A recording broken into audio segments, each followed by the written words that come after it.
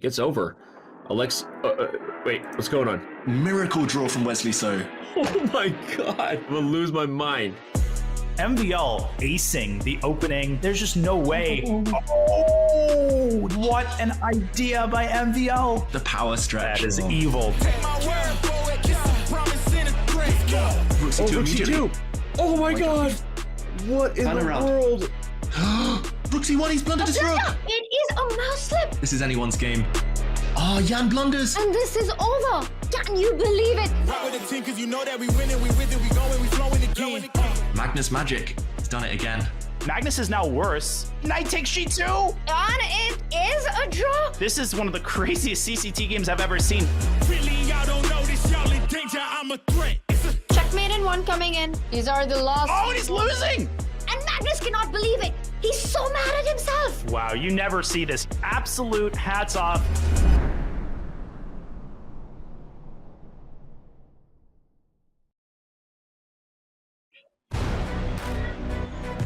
In about 60 minutes from now, 2 more players will be knocked out of the CrunchLabs Masters. There are 4 heavyweights in danger zone.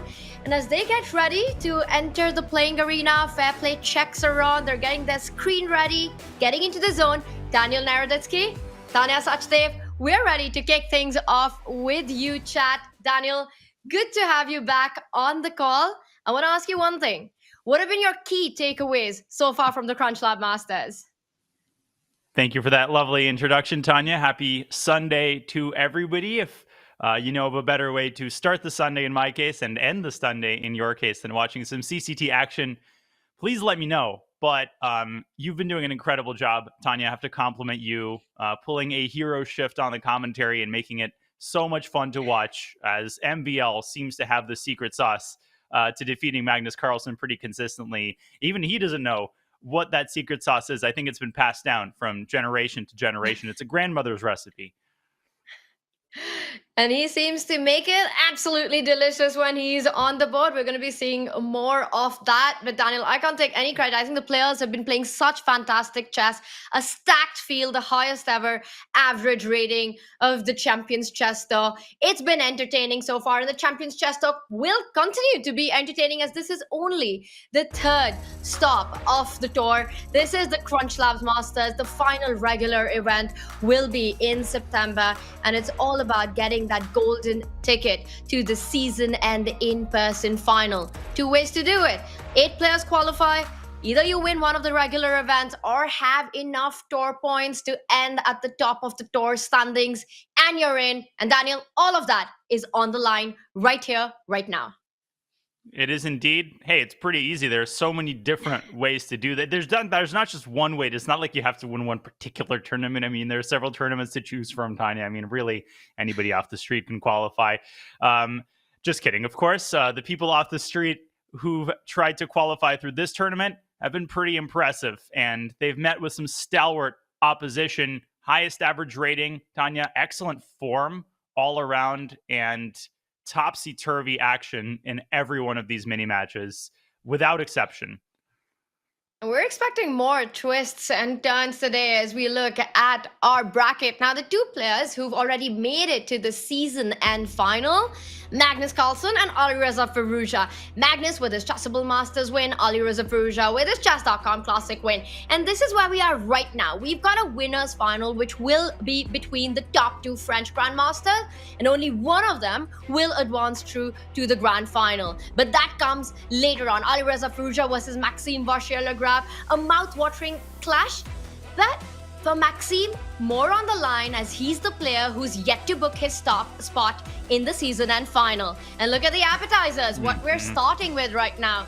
The losers quarterfinals. It's Magnus Carlsen taking on Wesley So, Jan Krzysztof Duda against Jan Nepomniachtchi. That's 4 big heavyweights, Daniel.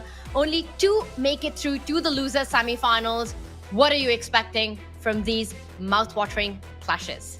Well, this is the only context in which Magnus Carlsen and loser is mentioned, in the same breath. But this is going to be all about Magnus and his revenge from yesterday. Can he get his revenge in a classic against Wesley? These two have faced off so many times across so many different formats. so many years, so many different eras. It's going to be an epic match, Tanya. But just a shout out to Alireza Firouzja. He might be memed for that game he lost to Fabiano Caruana, but guess what? He's in the winner's bracket. He won that match. He won all of his other matches, and he has been on an absolute tear really ever since the Candidates Tournament.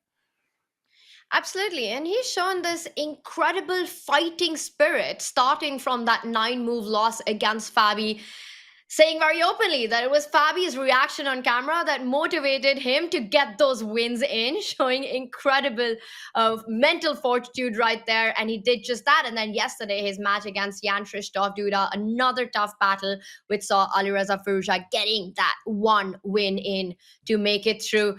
And let's take a look at our stats team. Now, the stories have turned around. As you mentioned, Daniel, no one is used to seeing Magnus Carlsen in the elimination bracket. And he started with a massive favorite in the tournament, with our stats team giving him a 50% odd to win the whole thing. That would be his second title in the Champions Chess Tour season. But after being knocked down to the elimination bracket, he's dipped all the way down. And it's Alireza Firouzja with the highest chance of getting the tournament victory. Do you agree with the stats in front of us? Well, I think it's important to point out Jan is a really streaky guy, and it's hard to give him a probability. It kind of depends on which side of the bed he wakes up on. Which Jan opponent are you going to get on any particular day? I think these are some pretty high percentages for Maxime, and definitely for Alireza Firouzja, almost at 50% to win the entire thing. And it's going to depend on him continuing his good form. And who's that? Who's that wearing orange? Is that a wild Mr. Nepo? Great color, and it looks like Yana Pamno, she's literally back in the battlefield with the sword behind him and his favorite wall right there, getting in the mood for the action that's coming up, because he will be playing against Jan Krzysztof Duda. Now he's one of the 4 players who is on his final life here in the CrunchLabs Masters. I'm getting hungry. It's 9 p.m. almost in India. But of course, we've got the other big clash as well. Magnus Carlsen, world #1, taking on Wesley. And Daniel, we are very used to seeing this battle in the Champions Chess Tour. These two have played against each other so many times. But look at those stats. It's pretty lopsided, favoring Magnus.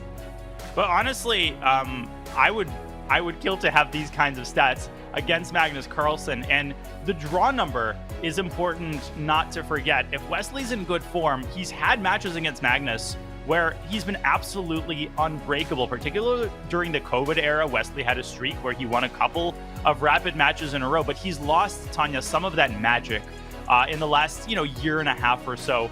Can he find that magic again today? Can we see the Wesley who won the Chess.com Global Championship, that kind of Wesley? Because that's the Wesley who's going to have to show up. Magnus is going to be angry, motivated. He has a chip on his shoulder.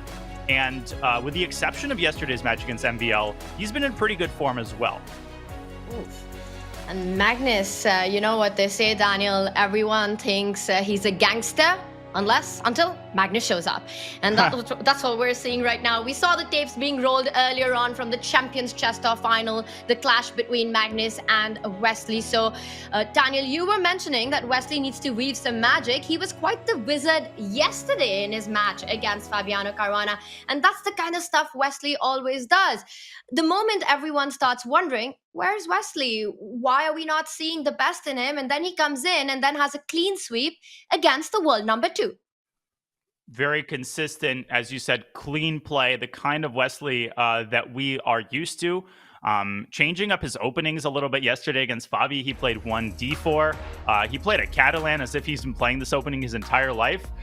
He's been playing it for quite a large majority of his life. As we take a look at the format here in the losers bracket, the key distinction, Tanya, that people have to remember, this is a best of 2. There is no margin for error in the winners. It's a best of 4. So you can't take your time waking up. You have to show up the very first moves. I don't know if you saw Magnus in there early. It looks like he has just woken up. Yeah, I was going to say, I agree. But Daniel, absolutely right there, on point that with just a best of two match, 1.5 points to win it. Game one is so important to make sure that you don't lose control. It's a tightrope to walk on. How much risk do you really want to take? Because if it backfires, the amount of time to come back in the match is barely anything. Wesley So needed no time yesterday, a 2-0 win against world number 3. Actually, I want to correct myself because we've had some changes in the FIDE rankings. Hikaru Nakamura currently at world number 2. Today he's playing world number 1. Daniel, what are you expecting? Now, Wesley, having watched yesterday what Maxime can do, can perhaps take some inspiration from that. What can we expect in the openings from Wesley So today? Well, I hope he didn't take any inspiration from the blitz that Magnus played after his match against MVL. But I think that Wesley really needs to put pressure with the white pieces in the opening. I'm excited to see what he will do. In the first game, Magnus Carlsen has white, and I would be expecting 1 E4, except I'm too experienced as a commentator. With Magnus Carlsen, he wakes up, he asks himself if he's in an E4, D4, C4, A4 kind of mood. So we'll see what kind of Magnus we get today. This is a guy with perfect and completely universal understanding of all structures and position types, Tanya. We can see the players with their fair play cams. I did that whole goof up with the CrunchLabs Masters. That's what Magnus looks like he's up to right now, getting his snacking in before he starts the battle against Wesley So. Yeah, we're obviously people watching aren't seeing what we're seeing, but Magnus is definitely playing the CrunchLabs Masters. Oh, there we go. And I like the 2 water bottles, like guard towers surrounding that Chipotle bullet or whatever it is that he has. Little pre-match fuel. What could possibly be better than that, Tanya? Well, maybe winning a match against Wesley So. That's what he has in his mind. Now, one of the big challenge for Magnus in this tournament, Daniel, has been the setup. We're seeing it right now. He's been playing on the touchscreen, and that is so difficult in this time format. How critical will it be for Magnus to avoid those time scrambles with the playing setup that he's got here? I mean, I don't really understand, and I'm going to be a backseat driver for a second here. I don't really understand why, this isn't a top priority item for Magnus to get a mouse, but hey, he's making it work. He's still pretty darn fast. And, the key is just to avoid the Armageddon because there's no increment. Everything comes down to a time scramble. If you're Magnus, you have to win this in the increment portion. Tanya, we're underway. And this is the kind of mood that Mr. Carlsen is in today. A3. Hello. What is that mood? What do you call that mood? What do I call this mood? Sort of a Magnus Carlsen grunge, I'm wearing a hood and I don't care about anything. I'm going to make you think on move 3 kind of mood. Very gangster. But Daniel, we've seen Magnus pushing the rook pawn with the black pieces in similar setup, and it feels like he's reversing it, just throwing the ball to Wesley. Very often this move A3 can control the B4 square in different positions. And now we'll see the opening develop as a standard opening, but white has just included the move A3, just to throw your opponent off a little bit. But I like that Wesley did not spend too much time at that moment and responded in what seems like a principled way. Take out your bishop, consolidate the center. Mm-hmm. Yeah, and I think people sort of became aware of the role that such moves play. I would argue in the Ding versus Nepo match. Remember that H3 move early in the Queen's Gambit decline from Ding? Now, that opening experiment didn't really succeed. But people have started playing, A3 or H3 kind of as a semi-waiting move almost in these Queen's Gambit decline Slav setups. This is not a particularly ambitious way of playing, but that's what we're used to from Magnus. He wants a fresh position. He wants something relatively unexplored. And from that perspective, you can put a check mark, right? Wesley's already spent a minute. There are some decisions for Black. And I was about to say, when do you take on C4? Do you take on C4? Wesley playing maximally ambitious chess. We're going to get something very exciting here, Tanya, because I don't think Wesley is going to give up this pawn that easily.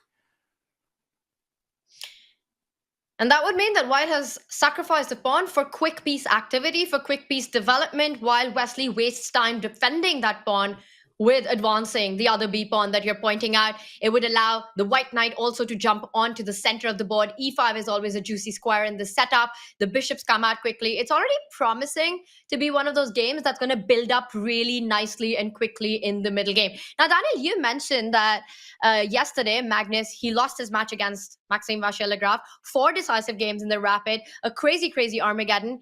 And then he happened to chance upon a match against another grandmaster that we might know just to take out his frustration. What happened last night? How did Magnus recover?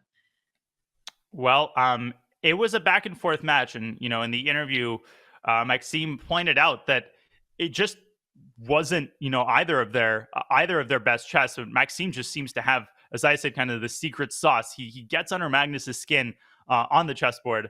Of course. So not all is lost. This is the beauty of the double elimination format. Magnus understands this perfectly well. And what a great story would be if he comes back.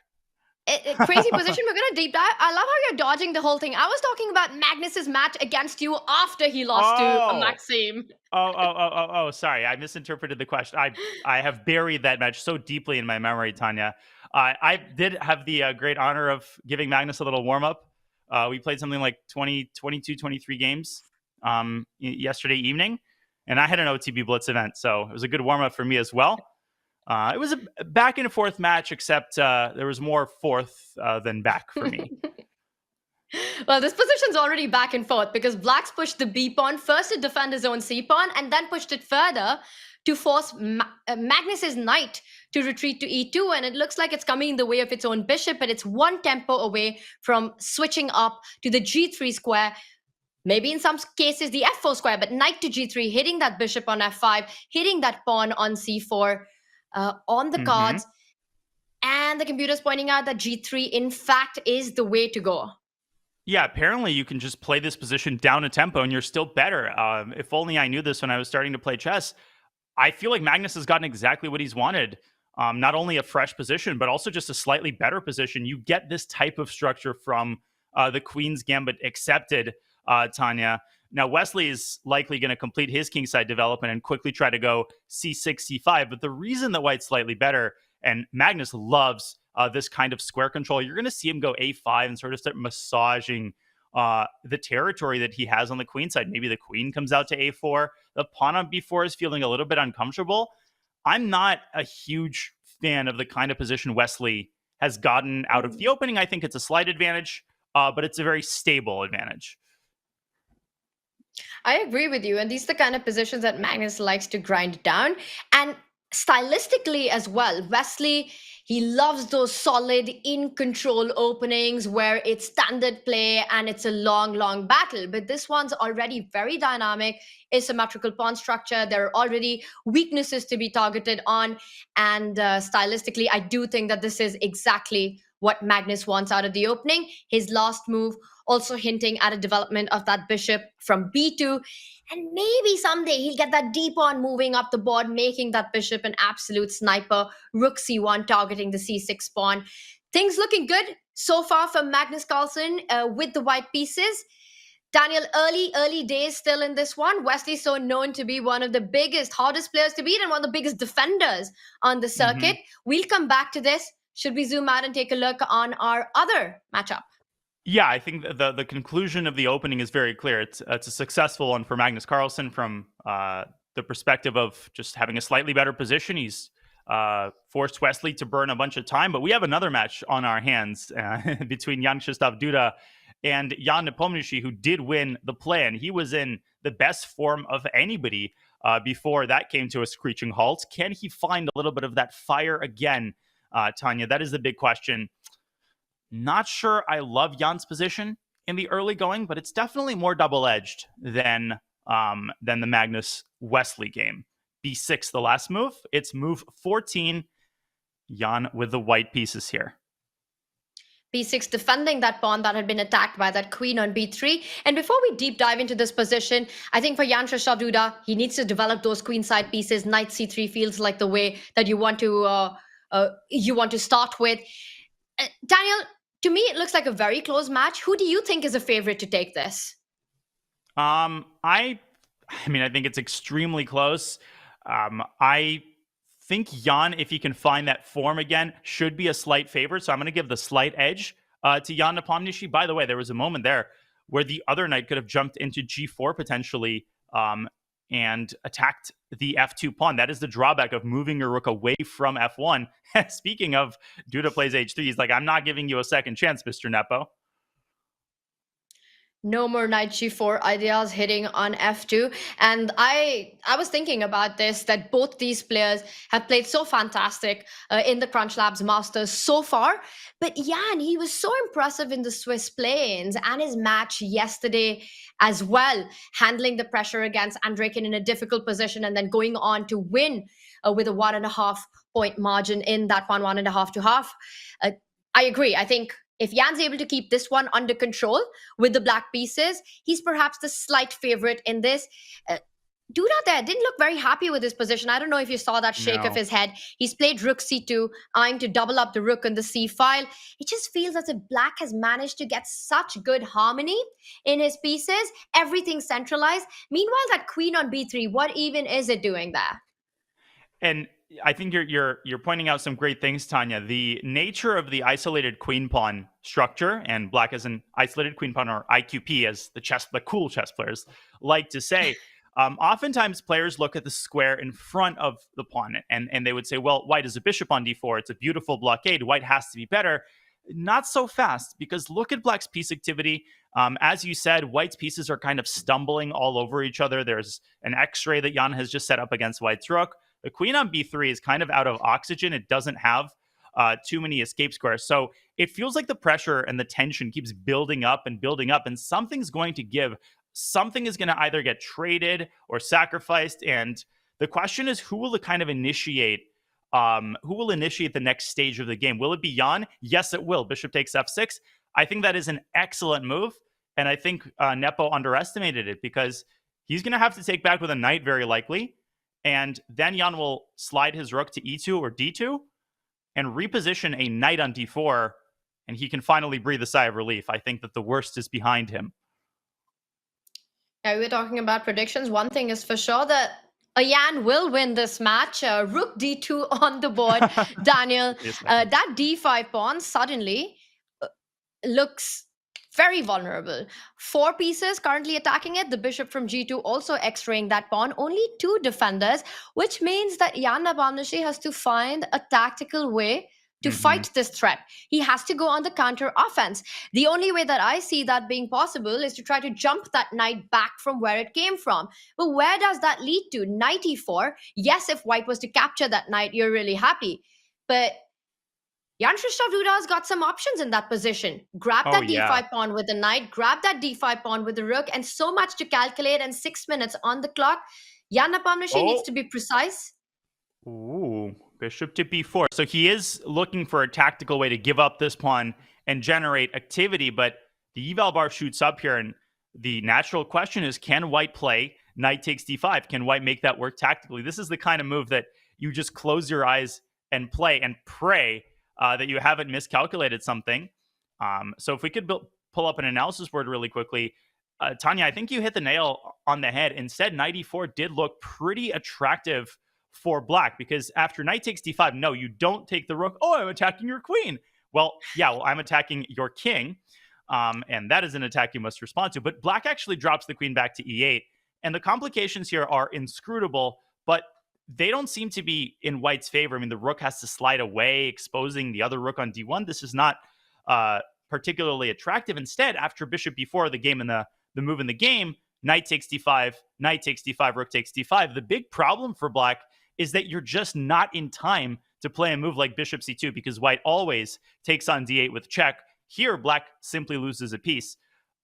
I'm not sure exactly what Jan has in mind. It's probably to trade and then move the bishop back. But this doesn't look all that great. Maybe he can recover the pawn on a2, but I'm calling his bluff if I'm JKD. And guess what? As I say that, knight takes d5 appears on the board. I'm not liking this for Nepo. I think he might have been bluffing a little bit, playing some hope chess. You're not the only one. You're not the only one who's calling it. Jan-Krzysztof Duda is going for it as well. And now Jan Nepomniachtchi has to prove this pawn sacrifice and what he had in mind with that last bishop move. We're seeing trades happen on the center of the board. Down a pawn, black does have the bishop pair, and it is an open position. Now, yes, the a2 pawn is hanging, but I like this retreat with the queen, because if Jan Nepomuceno immediately captures that a2 pawn, we'll see the queens come off the board, and then the white rook, and we might even see this line being played out. Queen takes queen, bishop takes queen. The white rook has the option to either slide over to a1 or all the way to d7, and he chooses the a1 square, x-raying that bishop to the a7 pawn, winning that back. And Daniel, what do you make of this endgame and the trades that we're seeing?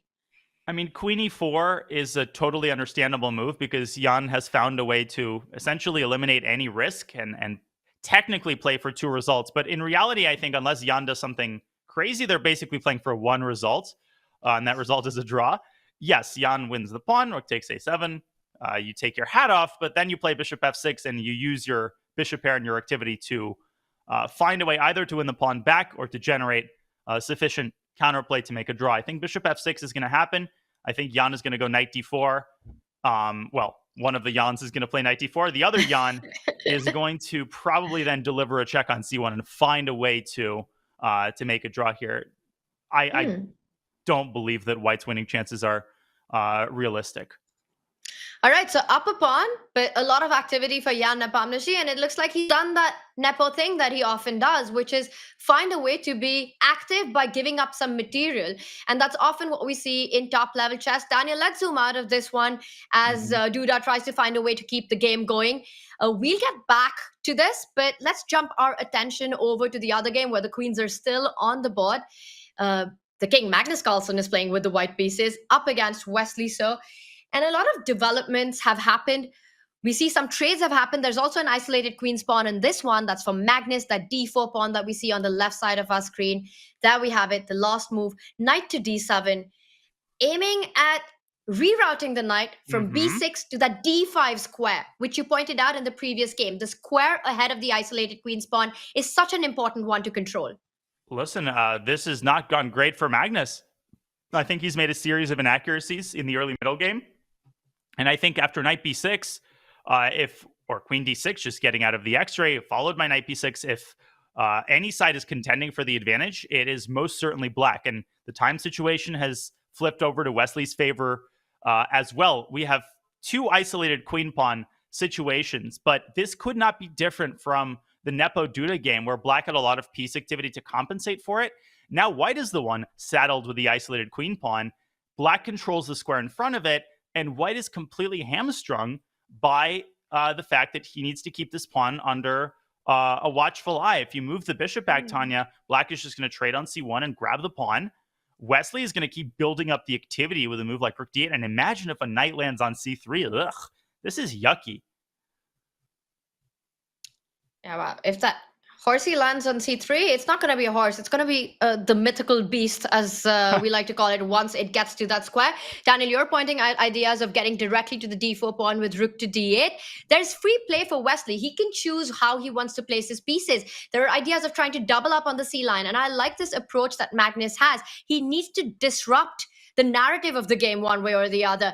Even if objectively it's not the best move, he has to make it practically complicated. So he pushes the h pawn, creating some space for his king, looking at some squares perhaps to reroute the knight at an opportune moment from g2 to f4 if he gets the chance. Black, meanwhile, has to watch out because that knight from f6, it needs to maybe stay there to stop h5.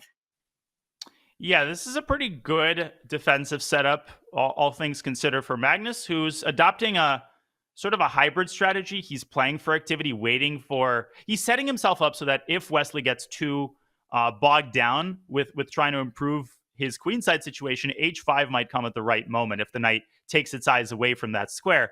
So the big question now for Wesley, you've made all of the obvious improving moves. What do you do now? How do you actually go about attacking this d4 pawn? Is that even the right plan? I don't think that Wesley is someone who is going to take too many risks, especially given that he's got black in the first game. So if he doesn't see a clear path forward, Wesley could continue treading water as well, and we could get down to a time scramble. Both players under 3 minutes now, as rook c7 appears on the board, clearly trying to, maybe not actually, because even if you double rooks, I mean, how are you going to pressure this bishop further? I think it's just a really flexible move. You're not only hinting at that rook coming to c8, but at the right moment, the c7 rook can shift to d7 and then start targeting the d4 pawn once the queen gets out of the way. So he's just placed all his major pieces. Notice how all of Wesley's pieces are on the opposite color as Magnus's bishop. Nothing can be attacked right now, and just setting up a position where it's easier to transfer from one file to another. And you mentioned about Wesley not taking too much risk. Magnus Carlsen is a winning machine. If you get any opportunity against him, if you get a kind of position where you've got anything to play for, you have to make the most of every single chance in these kind of mini matches against him. Wesley might be a risk-averse player, but in this position, if he feels that he's slightly better, he's ahead on the clock, he should go for it, Daniel. And Magnus is kind of frozen in place. He's been very casual with his time management, but now he's at a minute, and we want to remind you he has got no mouse. Yes, there is a 2-second increment, but that's not enough in a time scramble. That's an additional disadvantage that Magnus Carlsen is facing. Wesley clearly playing from or maybe not clearly, but potentially playing with a mouse. As we see a pair of rooks get traded, that doesn't really change the nature of the position. Now a pair of knights also get traded. So we're going to have kind of a classic good knight versus bad bishop situation. And Magnus has to tread very carefully. There's a lot of tactics. I mentioned a knight landing on c3. You can imagine, for example, if white plays bishop c4, later on knight takes a4 could become a problem. The queen infiltrating to c2. Magnus is in trouble here. I'm also keeping an eye on the other game. Looks like Nepo has things under control for the time being. He's defending that slightly unpleasant endgame, but if anything dramatic happens on that board, we'll take you there. This is where the action is unfolding at the most furious pace. Tanya, queen c2 actually threatens a beautiful tactical shot. Knight e3 check, and it's on the board. On the board. Knight e3, huge threat. And as Magnus, I think you could sense the tension there. He knows he's low on the clock. There's a direct idea. He stops that fork. No. But now this square, you pointed it out day before yesterday, I want to say, knight c3, it's finally arrived. Magnus gets h5 in, but it's too little too late. What is assisting that queen on the attack on the king? I see no pieces at all. The computer's pointing out one move. But Daniel, is that the only way? Because what happens if black just gets greedy with queen takes pawn? And he does, and we're about to find out. Apparently that's a mistake, and that I'm pretty surprised because rook d5 is right up Wesley's alley. That is a Wesley kind of move. Now Magnus gets tons of counterplay because his bishop from f1 is finally going to get out of its dormancy and move up to d3. Let's not forget the a5 pawn is also hanging. That was an extremely sloppy move by Wesley. So queen takes b3, getting greedy. One extra move with rook d5, and he would have completely thwarted any of white's attempts at counterplay. That was essentially winning on the spot. Now he plays e5. He's going to lose. Bishop d3 apparently would have won the game for white. Bishop d3. With Bishop an d3 with attack. checkmating ideas, but Magnus picks up the pawn, and this allows Wesley to consolidate in the center. The queen comes back, everything's defended. Now that knight on c3, the pawn on b4, it gives black all the chances. Bishop c4. Watch out. Bishop c4 is a threat. This is a can of worms that Wesley should not have opened, and now he can repeat moves. Magnus is probably okay with a draw here, given the time situation. Now, any winning attempts by Wesley at this point are ill-advised, because bishop c4 is a massive threat, and I see no satisfactory way of stopping it. I think we're going to get 3-time repetition, but Magnus with queen takes e5, that is an uncharacteristic miss. Bishop d3 would have just set up immediate and completely unstoppable threats against black's king, and I'm going to show after this game concludes what they both likely missed. Magnus goes for it. What a brazen attempt. He plays for the win with queen a6. Magnus playing for the win, playing on the touchpad with 40 seconds on the clock. Wesley keeps on chasing his queen. And now Magnus Carlsen, can he find the best move? And the rook will fall back. Wesley got allowed bishop c4, and that's it. No. Wow. What a crazy turnaround. e5 here should have allowed bishop d3, but we'll show that later because we still have a game going, Tanya. The endgame between Duda and Nepo is actually heating up. I still think it's a draw, but both sides now have to demonstrate some precision. That game ended peacefully, but the game itself was anything but peaceful. Absolute madness and chaos on the board, Daniel. You'll slow it down, and break it down for us after this one's done. But this one's going to take a while because the players are really fighting a position where it's one for all three result despite such few pieces, such few material on the board. Now, White's got the healthier pawn formation, but Black's pieces are the first to get to White's pawns. Apparently a huge mistake. Duda punishes him. Nepo is up a minute on the clock. I thought that the worst was behind him. He completely missed this retreating knight move. Guess what? Hardest move to miss. How many times have I said that? Retreating knight moves. Nepo missed one of those. Now Duda is just mopping up. He's vacuuming up the pawns with his knight. But will he even take on h6? Yes, he'll probably take with a rook. And now I think Duda is winning. He goes back to g6 maybe, and then h5. Nepo simply blundered a pawn. Love the sound effects, by the way. And I think we're going to see this being played out. The h-pawn moving up the board. The king will step up. The g-pawn will join that party of the h and the king on h4.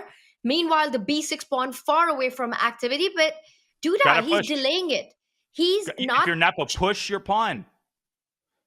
If you're Duda, push your pawn. If you're Yan, push your pawn. Both Yans now pushing their pawns. The bishop on d2 is hanging and expecting Duda to either get forward to jump ahead with his king, get that king, and maybe some mating net ideas, combining the king, knight, and the rook. He first starts with h5. But this is a race, Daniel. This is a race. It's a race. Duda with 9 seconds to Jan's 40. Jan could have taken a little bit longer there a couple of moves ago to avoid the situation that he's in. Now, White is not only threatening to promote the pawn, White is threatening to use the pawn as part of a mating net, right? We know how effective the rook and knight can be at establishing a mating net, so you might go h6 and then give like a check on g7. Duda's got to figure this out quickly, though, as he brings his king up to g4. What a mature move, right? Not rushing. He can stop the pawn from b7 if he wants to, which he's going to do.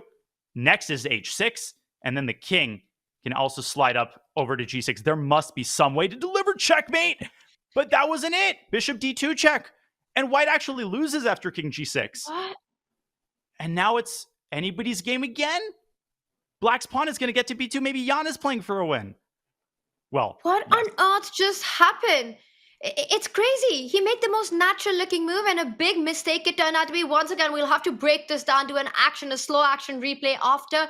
Checks coming in, but this can't be that bad. The knight and the rook combining. The bishop is hanging. Falls back. White might lose this if he's not careful. He's got to repeat. Jan Krzysztof has to repeat moves here, and Nepo cannot go up to e6 because he gets forked. But no, Duda's playing for the win with knight f4. What a gutsy move. And even though the bar is level, I think a decisive result is most likely in such a position. With Black's pawn on b2, if you pick it up, rook b1, is that what he wants? He pins that knight, Duda shakes his head. I think we will get a draw here because Jan will pick up the knight here by force, and there's no reason for Duda to do anything other than to trade rooks. He was procrastinating on playing h6 for way too long. I mean, he had to just put that pawn on h6 and good things would have happened. He didn't, and bad things happened. Nepo saves the game. Another absolute roller coaster of a game. And you look at them on the camera, no idea who's relieved, who's feeling good about this draw. I think they're both going to sit down right now for the next few seconds and take a look at everything that just happened. Daniel, I think we will have to take a look at everything that just happened because we've had 2 draws, but the scoreline does not tell the full story. Absolute roller coasters of the game, full twists and turns in both these matches. And I want you to highlight some of the big moments. Well, I could talk about this for a while. I think we need to take a look at what these players had for breakfast because, you know, we're used to time scramble mistakes, but we're also so spoiled because these players, they maintain their composure. They're usually so precise, even in difficult circumstances, but it's taken them a while to get into the zone. And I find the Magnus game to be more surprising because it was a pretty smooth game. There wasn't anything major going on. You know, Magnus had a slight edge with that innovative opening idea. And then suddenly all craziness breaks loose. Let me break it down for you, starting from the critical moment when Magnus's position gets worse and worse. And we thought that Wesley would cruise to a smooth victory, but that was the last thing that happened. So in this position toward the end of the game, Wesley uncorks the very powerful queen c2. And the idea is if Magnus, let's say, moves the bishop, there's the lovely shot knight e3 check using the x-ray to deflect the queen and simply securing the exchange. But Magnus was prepared for this, and he brought his rook out of the line of fire. Wesley sticks his knight to c3, and Magnus develops counterplay with h5. The critical moment came here. The pawn on a5 is hanging. Wesley stops all of the threats by centralizing his rook, chasing away the queen, and then calmly picking up the pawn on b3 when Black's position is technically winning. Instead, Wesley rushed to grab the pawn on b3, hoping for queen takes a5, queen d5 check, forgetting that suddenly after rook f3, White's counterplay is really powerful. And Wesley panics with e5. Magnus was actually winning with a move bishop d3. My guess is that both players missed that after e4, White can simply pick up the pawn on e4, and the rook on f3 is actually pinning the knight to the queen. White is going to go queen h7 or bishop h7, and Black's king is simply going to get put through the meat grinder. Instead, Magnus grabbed the pawn on e5, and finally, after some unexpected twists and turns, we thought that maybe the game would continue, but no, cooler heads prevailed. First game ends in a draw. All things considered, Tanya, I think that's a pretty fair result. And after you break it down, it does feel like a fair result, and both players have got reasons to not be too disappointed with it. They had their chances, a well-fought match, and now it's the second rapid game between these two players. That moment that Wesley missed with the rook coming to d5, Daniel, you called it vintage Wesley move. I wonder if that was Wesley just playing on Magnus's clock, because he didn't pause at all in that moment. Nope. No, you're exactly right. I mean, this is the kind of move we're used to Wesley finding. It's a prophylactic move in a critical moment. And I think he's got to be the one more disappointed. Yes, Magnus had this brief window of opportunity where he could have played bishop d3, but let's be real, he got outplayed for the majority of the game. He was down on time. He seemed to have no counterplay. And then poof, suddenly after h5, things turned around. I think Wesley's the one who has to push this game out of his head, because the results are pretty good when he's going to have White in the second game, Tanya. And so will Magnus has to keep it together, and he looks very ready to go in that hoodie. Wesley, so with that, getting that advantage with the black pieces, also waiting for that game too. Jan Napamnishi, Jan Krzysztof Duda, another one full of twists and turns. It's fireworks on the board as we're going into the final rapid game in the losers bracket. Two of these players will be out potentially in this upcoming round, or will it go into Armageddon? Daniel, what are your predictions? Do we get an Armageddon? I think we're going to get an Armageddon in at least one of these matches. I can see the Wesley Magnus game going several different ways. I can see Wesley playing a very solid game, making an uneventful draw, although the word uneventful doesn't seem to be in any of these players' vocabularies, Tanya. So what am I even saying? Of course we're going to get twists and turns. It's the CCT. It's the crunch. What did you call it? The CrunchLabs Masters. Let's pretend like that did not happen. And I'll tell you one thing. I think Magnus Carlsen wants to fight this one out. Even though he starts with the black pieces, we've been pointing out the challenges of playing with a touchpad, a touch screen. Now, imagine having to do that with no increment in an Armageddon format. You first have to go through the whole bidding process. Depending on the color, it's just too much to handle when you don't have the luxury, right now I feel like calling it the luxury of a mouse with you. And Magnus, I wonder if the pressure is on him and he needs to go big in this one. He needs to go all out. He starts with black. He's playing against Wesley. It's not an easy task. Daniel, Wesley, opening predictions. Are we going to see the King's Pawn opening? I'll tell you one thing. We will not see the Berlin if it's 1e4. Well, against Fabi yesterday, he played an excellent Catalan, and Wesley has been relying on d4 more, whereas e4 was traditionally his main move in rapid games. Will we see another Catalan here? Will Magnus come through with something spicier? Well, Magnus hasn't decided what he's playing yet. Let me tell you that. e6, okay, and no Catalan for us today. We will get a mainline Nimzo Indian. And it's the queen c2 variation, where if black was to capture on c3, Wesley wants to keep the pawn structure intact, the formation intact, and recapture with the queen. This opening usually is quite balanced depending on black's approach here. What do you think? Is Magnus going to go for ideas of striking in the center immediately with d5, or more complicated waters, allowing white to expand in the center? Before Daniel can answer, Magnus does. So traditionally, short castles was considered kind of a sine qua non of the proper Nimzo-Indian setup. But recently, d5 has actually gained a lot of traction. It's had a revival, and now we get sort of a position that it doesn't look exactly like a Nimzo-Indian. It looks like a Nimzo Queen's Gambit declined cross, and there's a lot of moves in this position. I think the old school move is c7, c5. That's kind of the tactical line. But recently, people have been playing this more in more positional fashion with short castles. The light squared bishop is typically developed via the fianchetto or even the extended fianchetto. Very often the bishop comes out to a6 in order to apply immediate pressure on the c4 pawn. Magnus taking an early think. Knight e4 also very popular, and now c5. This is an extremely tactical line. Tanya, this was popular back in like the 1980s. This line has been around for a while.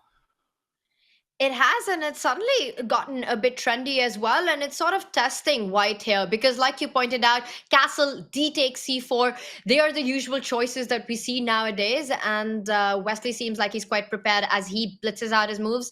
Already a 1 minute advantage on the clock. The game's just started, and once again, the seconds and the minutes in this one so crucial given Magnus's setup, but both players look very well prepared, know exactly what they're doing. Daniel, the pawn has been recaptured, the c4 pawn, there's pressure on it. And I think very often in these kind of openings, we end up with a very symmetrical pawn formation once the c4 pawn is grabbed. And first time the position after e3 occurred, 1929, in a game featuring Vera Menchik, one of the top female players of the early 20th century. So there's nothing new under the sun. Or as Wilhelm Steinitz liked to say, what is new is not true, and what is true is not new. And I think that Wesley is adhering to the strategy of risk management. He wants an Armageddon. I'm just still thinking about what is true and what is new about this position, because we need to get to the bottom of what's going on. Now, it's not without poison. Yes, the pawn formation is very symmetrical, but black still has to solve the development problems of that bishop on c8 and the rook on 8. The moment you go b6, you're sort of weakening the c file. And very often we can see X-ray attack on that knight on c6 once the bishop reroutes itself, which is why instead of that, Magnus chooses a different way to take pieces out. The bishop steps forward to slide back. The rook will go to c8, place itself on the central files. Daniel, I think this is getting close to the Armageddon. Yeah, and again, Wesley, he's managed to pose some problems in the opening. He's not about to offer a draw. He's going to keep playing white's position a little bit more pleasant. But as you very correctly indicated, if black can make all of these moves, okay, bishop b2 I think is a clear sign that liquidation is happening, and it's happening very, very fast. The bishop coming to e8 is an instructive maneuver for people to note down. Is it going to win the world's most active piece award? Probably not. But black's setup is incredibly solid. There are no weaknesses. And I think Magnus, there's probably no reason for him to keep the queens on the board. I mean, he's thinking about it, but I think the likeliest is a trade followed by rook a to c8 and a mass heavy piece trade along the c file. And we know what that will mean.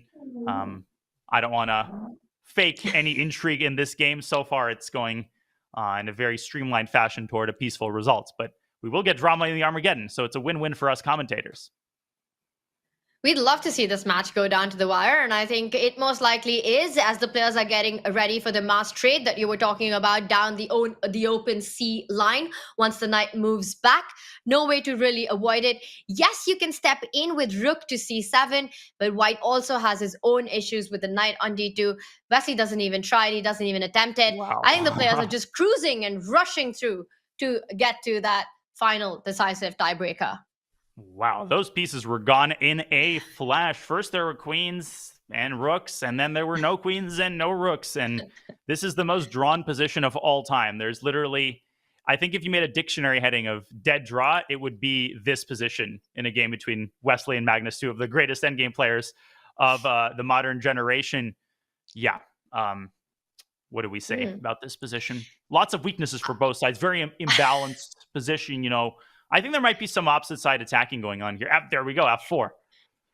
I'm expecting some big sacrifices coming up in just a few moments. So we'll wait for those to happen, but I think we zoom out for now, Daniel, and shift our focus to the other game because that is nothing like what we're seeing on the Magnus Wesley board. Take a look at the right side of your screen. Already a very non-standard pawn formation for Jan Shrestha with a double pawn on the g5. What looks like a stalking weakness to me on that e6 pawn. White's rooks and queens already nicely placed in the center. The bishop on e5, a beautiful piece. My first feeling is that if anyone can be better here, Daniel, it's got to be White, especially after limiting the light squared bishop that Jan Shrestha has with this mini pawn wall on f3 and g2.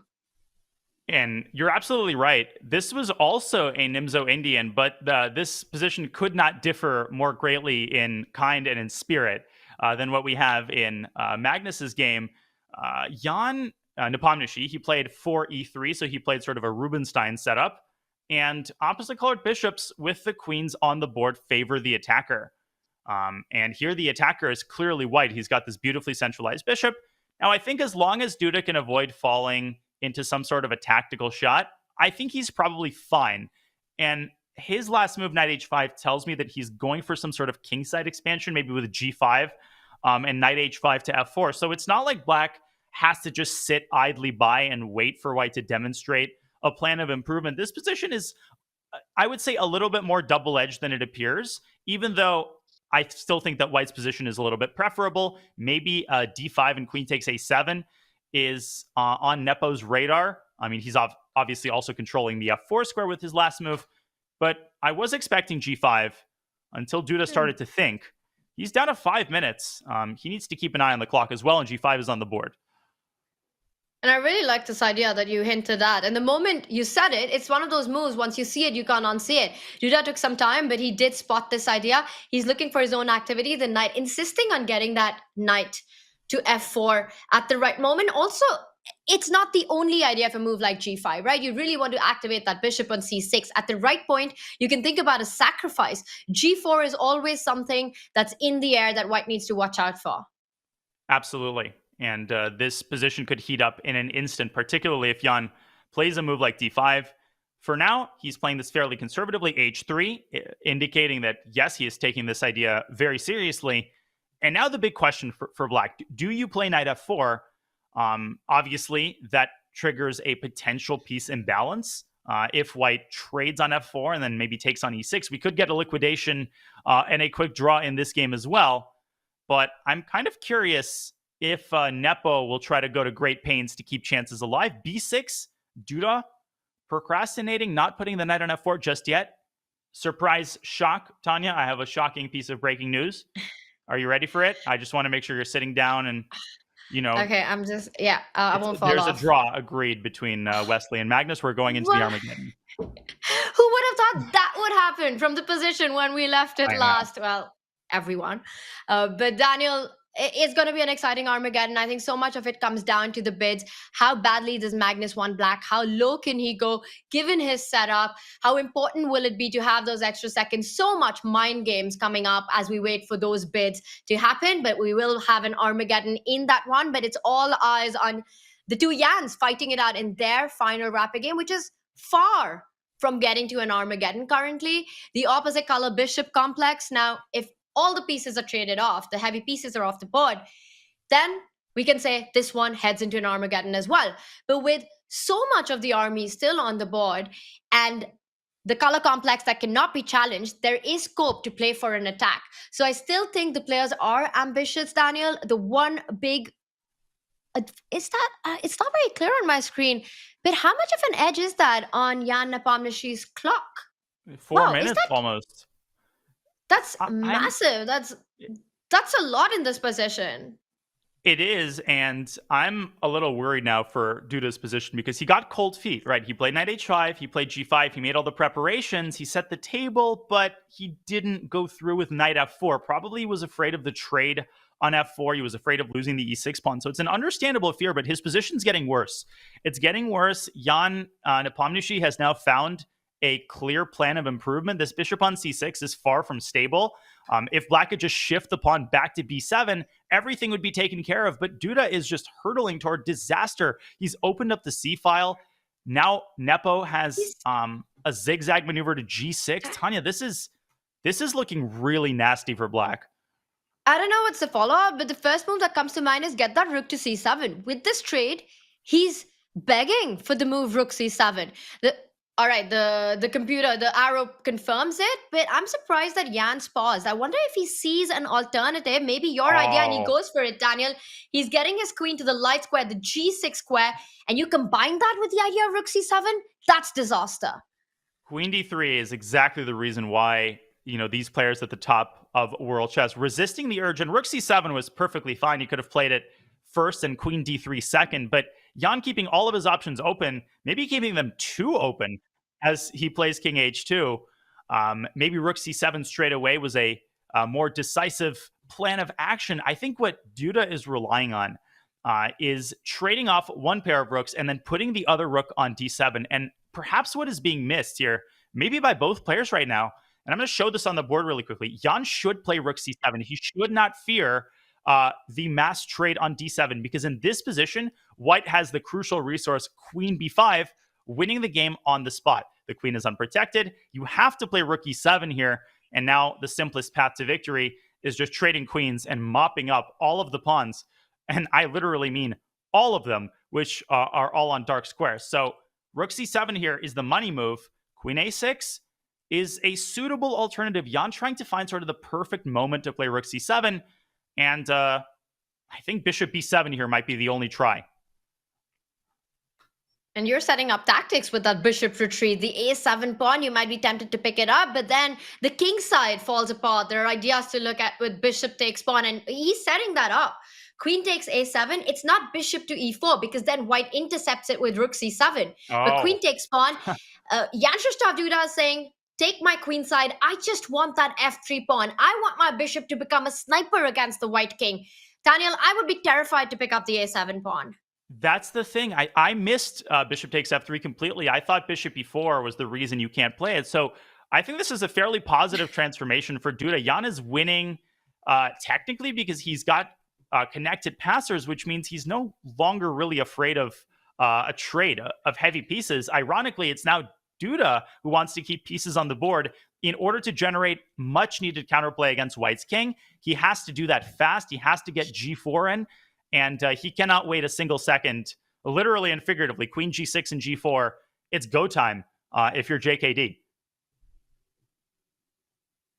Absolutely. He's under 3 minutes on the clock, and he has to be really, really fast with this idea. The plan that you're pointing out, I really like it. Do it with g6, getting your queen to g6, or getting your queen to h5, but get that g4 in. Long term, white is winning. Black has to create dynamics against that white king.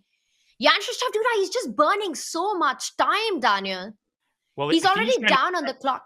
He maybe is contemplating the immediate g4. Knowing Duda, he likes these types of dynamic resources, but it's a risky move. You can start with g4 and basically switch up the move order. H takes g4, then play queen g6. You could also play queen h5. So in terms of the execution here, there's a lot of questions to answer. Queen g6 is the move that he's chosen. And if I'm a Jan fan, well, if I'm a fan of either Jan, I'm holding my breath. But if I'm a Nepo fan, particularly, he's been a little bit sloppy in terms of converting advantages. That's sort of been the one area that has cost him in rapid play. Otherwise, he's been legendary. Can he come through? And that's the trade-off when you want to put the pressure on the clock as well, because Jan Nepomucene, he has this unique ability to make practical decisions that pose the biggest problems for the opponent, and using very little time, sometimes not objectively the best move. And this decision by Jan Duda, I don't care what objectivity is here. G4 had to be played. It's on the board. And Nepo, he blocks the play on the king side. Notice how that bishop on e5, not only a great attacker, but it controls the g3 square. So no g3 check on the board. Duda makes a waiting move for now. Yeah, Duda just kind of treading water. Queen a7, though, tightening the screws, attacking the rook on d7. Great point, Tanya. Queen h5 is never really a problem because worst comes to worst, the bishop can drop back to g3, and that king on h2 is, sitting by a nice warm fireplace. Nothing can touch it. The rook on f2 doing such a good defensive job. And Jan is firing on all cylinders. 90 seconds now for Duda. Is his counterplay starting to fizzle out? And for the time being, can he even keep this rook on d7 stable? You definitely do not want to trade on white's terms, because then the roles will reverse, and very likely the pawn on g7 will be black's downfall. I love how Jan approached this position. He saw that h4 keeps everything under control, and he just put all his force on that queen side to force the trades that we just saw, and then putting Duda's rook onto forcing him again.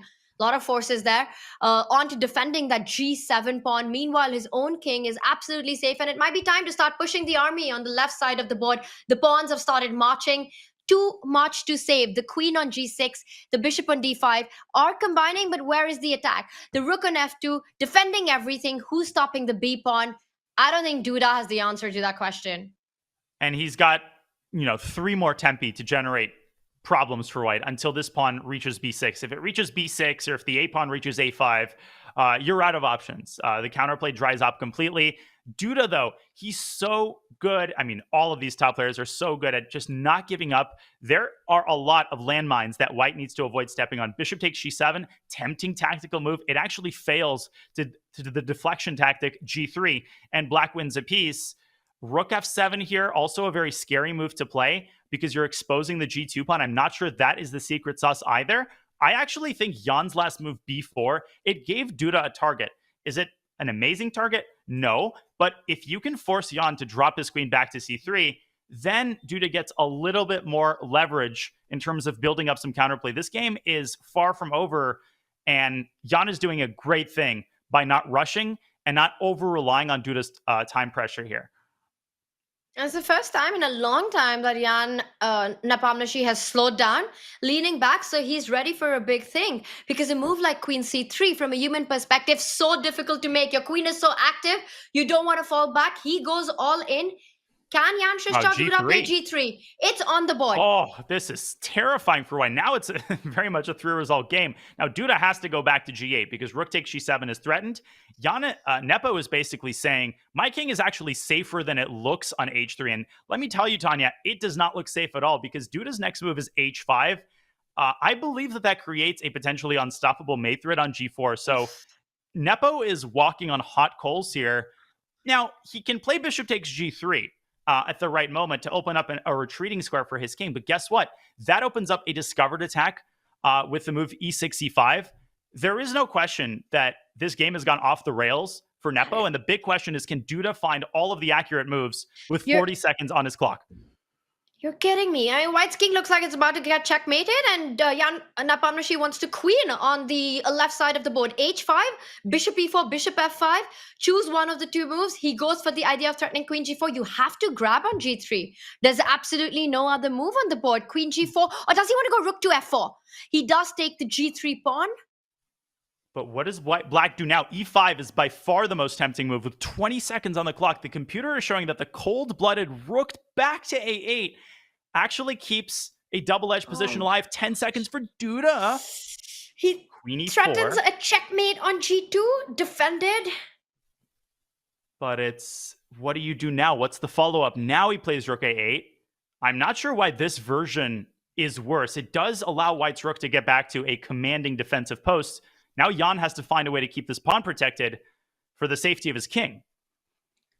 Which means he has to come back with the queen either to c5 or to c3. Stay connected to the d4 square as well as the a3 square. Yeah, some tough decisions here for Nepo. He's burning through his time very quickly. 12 seconds for Duda. Oof. If he can stay alive in this game, I don't know what I'm going to say. Nepo taking his time, dropping back to c3. Duda stays active with rook a4. So far, some heroic defensive moves by the Polish Grandmaster. But can he keep this up? And the queen and the bishop battery make sure that the b5 pawn doesn't go too far ahead. The b7 square nicely under control. Rook takes pawn is the threat on the board. Is Jan Nepomuceno going into full defensive mode? Rook d2, but it's not a happy move to make in such a situation. You're allowing black to further continue the counterplay. The rook sliding onto c4, hitting that queen on c3. Jan Krzysztof Duda's got 12 seconds on the clock, but it looks like the next few moves are going to be very active from him. The more Nepo thinks, the more time Duda gets to calculate further. And the thing is, Rook D2 sets up a queen trade, but I'm not actually sure that white is so thrilled in the event of a queen trade. Again, these opposite colored bishops, it's the bane of the winner's existence. You just can't get the pawns through the blockade, which is why a lot of these endgames are drawn. He does play Rook D2. Rook C4 is on the board. We will get a queen trade should Nepo play Queen D3, which I think he should. I mean, get the queens off the board, finally eliminate the chances of a loss, but potentially eliminate the chances of a win as well. I think the reason he's not rushing through it is because after the trade, the rook jumps over to the second rank, and then you start combining ideas of the rook and the bishop against the G2 pawn. But I still think you have to try it. You're absolutely right. Queen D3 takes Rook C2 is very scary, actually, because the G2 pawn falls with check. Black's pieces are supremely active, but eventually the connected passers should make their presence felt. This is actually an important moment because you can't defend this pawn. You have to move this bishop somewhere to vacate a suitable retreating square for the king. That's a really good point. Don't rush with the pawn moves. And Jan Nepomniachtchi, he's so tactically aware right now. He stops any of those ideas. Bishop d6, a nice spot for the bishop. The king will slide to g3. And now the pawns are going to start rolling up the board. But it's not that easy. That rook on c2 is really active. It's going to either go to b2 or to a2 and stop that advance. Daniel, you're pointing out b6, eventually defending that pawn with the bishop from either the c5 or the c7 square, or the idea of blocking the b file. Jan Nepomniachtchi, meanwhile, goes for a different approach. But bishop b4, and this is the genius of Jan Nepomniachtchi. He understood that bishop b4 was a key resource when he put the bishop on d6. That's why he did it. And now the rook is floundering, trying to get a point of view, trying to get access to this b pawn. Last-ditch counterplay by Duda with just 2 seconds. He's going after white's king in the endgame. Nepomniachtchi says, not on my watch. Rook e5, threatening rook takes d5. He can play rook takes d5 right now, and then bishop d6. Bishop d6. Some beautiful geometry. He's going to win. He's going to find this. Oh, yeah, that's such a Jan move. That will just finish the game off on the spot. And Jan Nepomniachtchi, of course, finds it. b7, unstoppable. Jan Krzysztof Duda, with a shake of his head, also realized it at the same moment. He wants to get the rook to the b3 square, but then again, the idea of bishop b4 would have been key, winning the game. And Daniel, he can just make that pawn into a queen next. And guess what? The a3 pawn. Let's not leave that pawn behind. That pawn was integral to the success of this entire construction. Without it, rook b3 would have stopped the b pawn earlier. Now the pawn gives the bishop this crucial square on b4. It's the domination of the bishop over the rook. It's the domination of Jan Nepomniachtchi over Jan Krzysztof Duda. What a conversion, Tanya. It wasn't smooth to begin with, but the endgame play and the time management by Jan Nepomniachtchi just silencing all doubters. What a match. What a game. He's on top of his game, and I completely agree. And it doesn't matter whether it was smooth according to the computer or not. I think from a human perspective, Jan just made the most difficult moves to respond to for Duda, which means that Jan Krzysztof Duda is knocked out of the CrunchLabs Masters. Jan Nepomniachtchi, he goes through. Meanwhile, the action is still on. As the other match has gone to the wire, we will have the Armageddons with the bids coming up. Daniel, Jan Nepomniachtchi did make it look easy so far. And it's easy, Tanya, to spin these high-level narratives about, what the weaknesses are of these top players. And Jan's time management is talked about, is bandied about often. I mean, I've talked about it. It's definitely, he's definitely more sloppy kind of on a per capita basis than other top players. But he's been fixing that this tournament. He's been on top of his game, playing fast in the opening, and then slowing down exactly when he's needed to. This is a really impressive game by Jan Nepomniachtchi. And for Duda, he's got to hold his head up high. He put some heroic resistance, but it just wasn't enough. And for dessert, we got ourselves an Armageddon. The desserts is what happens when the two French grandmasters are going to play against each other. But there is, of course, more chess coming up in the losers bracket. A huge Armageddon. One of these three players, Magnus Carlsen or Wesley, so it will be the end of the road for him. It will be the decisive Armageddon. We will have the bids right after this break that we're going into. And there'll be more Magic on the board? Well, not just in the CrunchLabs Masters, because AnyChess is bringing a magical new way to play chess. It is spell chess mechanics. Modify the offensive, defensive, and strategic dynamics of the game, adding layers to your gameplay that will change how you see chess entirely. Dive into spell chess puzzles and prepare for epic PvP battles with friends. To try your hand at AnyChess today, use the command AnyChess in chat or head to go.chess.com/AnyChess to play some magical chess. And we're waiting for the wizardry of Magnus Carlsen and Wesley So as the two get ready for their bids and the upcoming Armageddon. How much will the setup that Magnus has, how difficult will that be? We will be back with bids and the Armageddon in a few.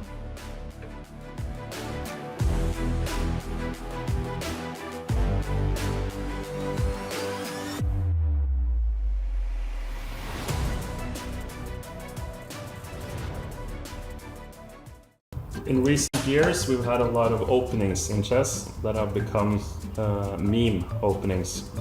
So it could be strange, silly openings, and we want you to rank these different openings from brilliant to double question mark. And then number 6, the orangutan or Sokolsky opening. Brilliant. The orangutan, yeah, it's playable. Yeah, so I think for 1b4, it's another opening that I've played a lot. Magnus also has played it quite a bit. I think it's completely reasonable, and yeah, it's in the middle. Very solid opening, and no reason not to play it. Sodium attack. One knight a3. Yeah. I think that's bad. Good. I think that's. I can't give too many brilliants, so I'll give it good. I would say it's not the worst. Maybe it's playable. I'd probably put it in the second to last tier though, which is just bad. I don't think there's much value to the opening itself. It's just fun to move the knight, but doesn't do much else. Mm-hmm. And then number 8, I believe, is an opening invented by Anna Crumlin, which is called the cow. Brilliant. Yeah, so I think as far as the cow opening goes, it's an opening that I would put probably in the second tier of good. I think much like the hippo, it's something that you can play and get to a very high level with it. At a certain point, of course, it's not particularly good if your opponents know what they're doing, but I also played it recently in a blitz match online, and I did well against the GM, so I think it's probably in the good tier, second tier. I'm tempted to put it in double question mark, but I think it just barely makes it into bad. Yep. Those are the words of Magnus about the cow. And then we have a favorite, the Norwegian rat. Yeah, I really like that opening, but unfortunately I think it's also bad. Yeah, I think that's in the middle. I don't think it's horrible, don't necessarily think it's great. Somewhere in the middle, I would say. So I'll put it in playable. Okay, yeah, that's good.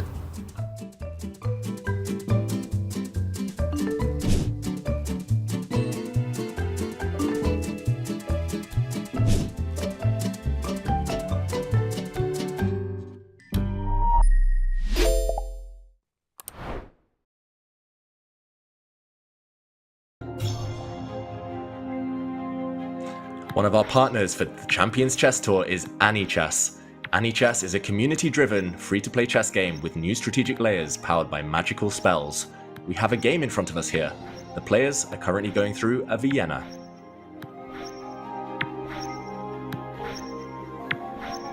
From humble ground, a new pawn is crowned. House Recruit creates a pawn on an empty square between the 3rd and 6th ranks. The spell counts as one move. Skip a beat, landing sweet. Bishop enables a bishop to leap over one piece and either move to an empty diagonal square or capture a piece. Leap into the fray, knight's way. Parkour Mech transforms any piece, except king or queen, into a knight. Transformation is permanent. If you want to play, Champions Chess Tour viewers can join the AnyChess Open Alpha waitlist with the referral code CCT and be among the first 100 to access the private alpha.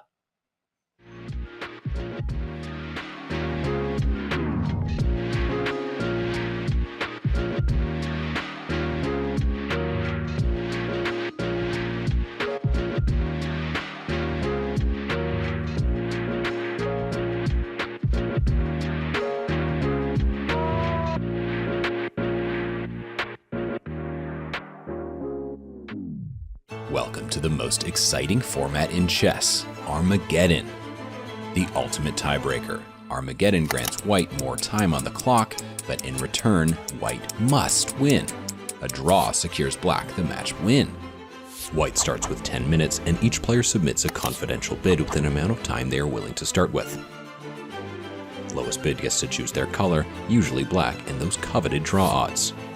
Let the Armageddon commence.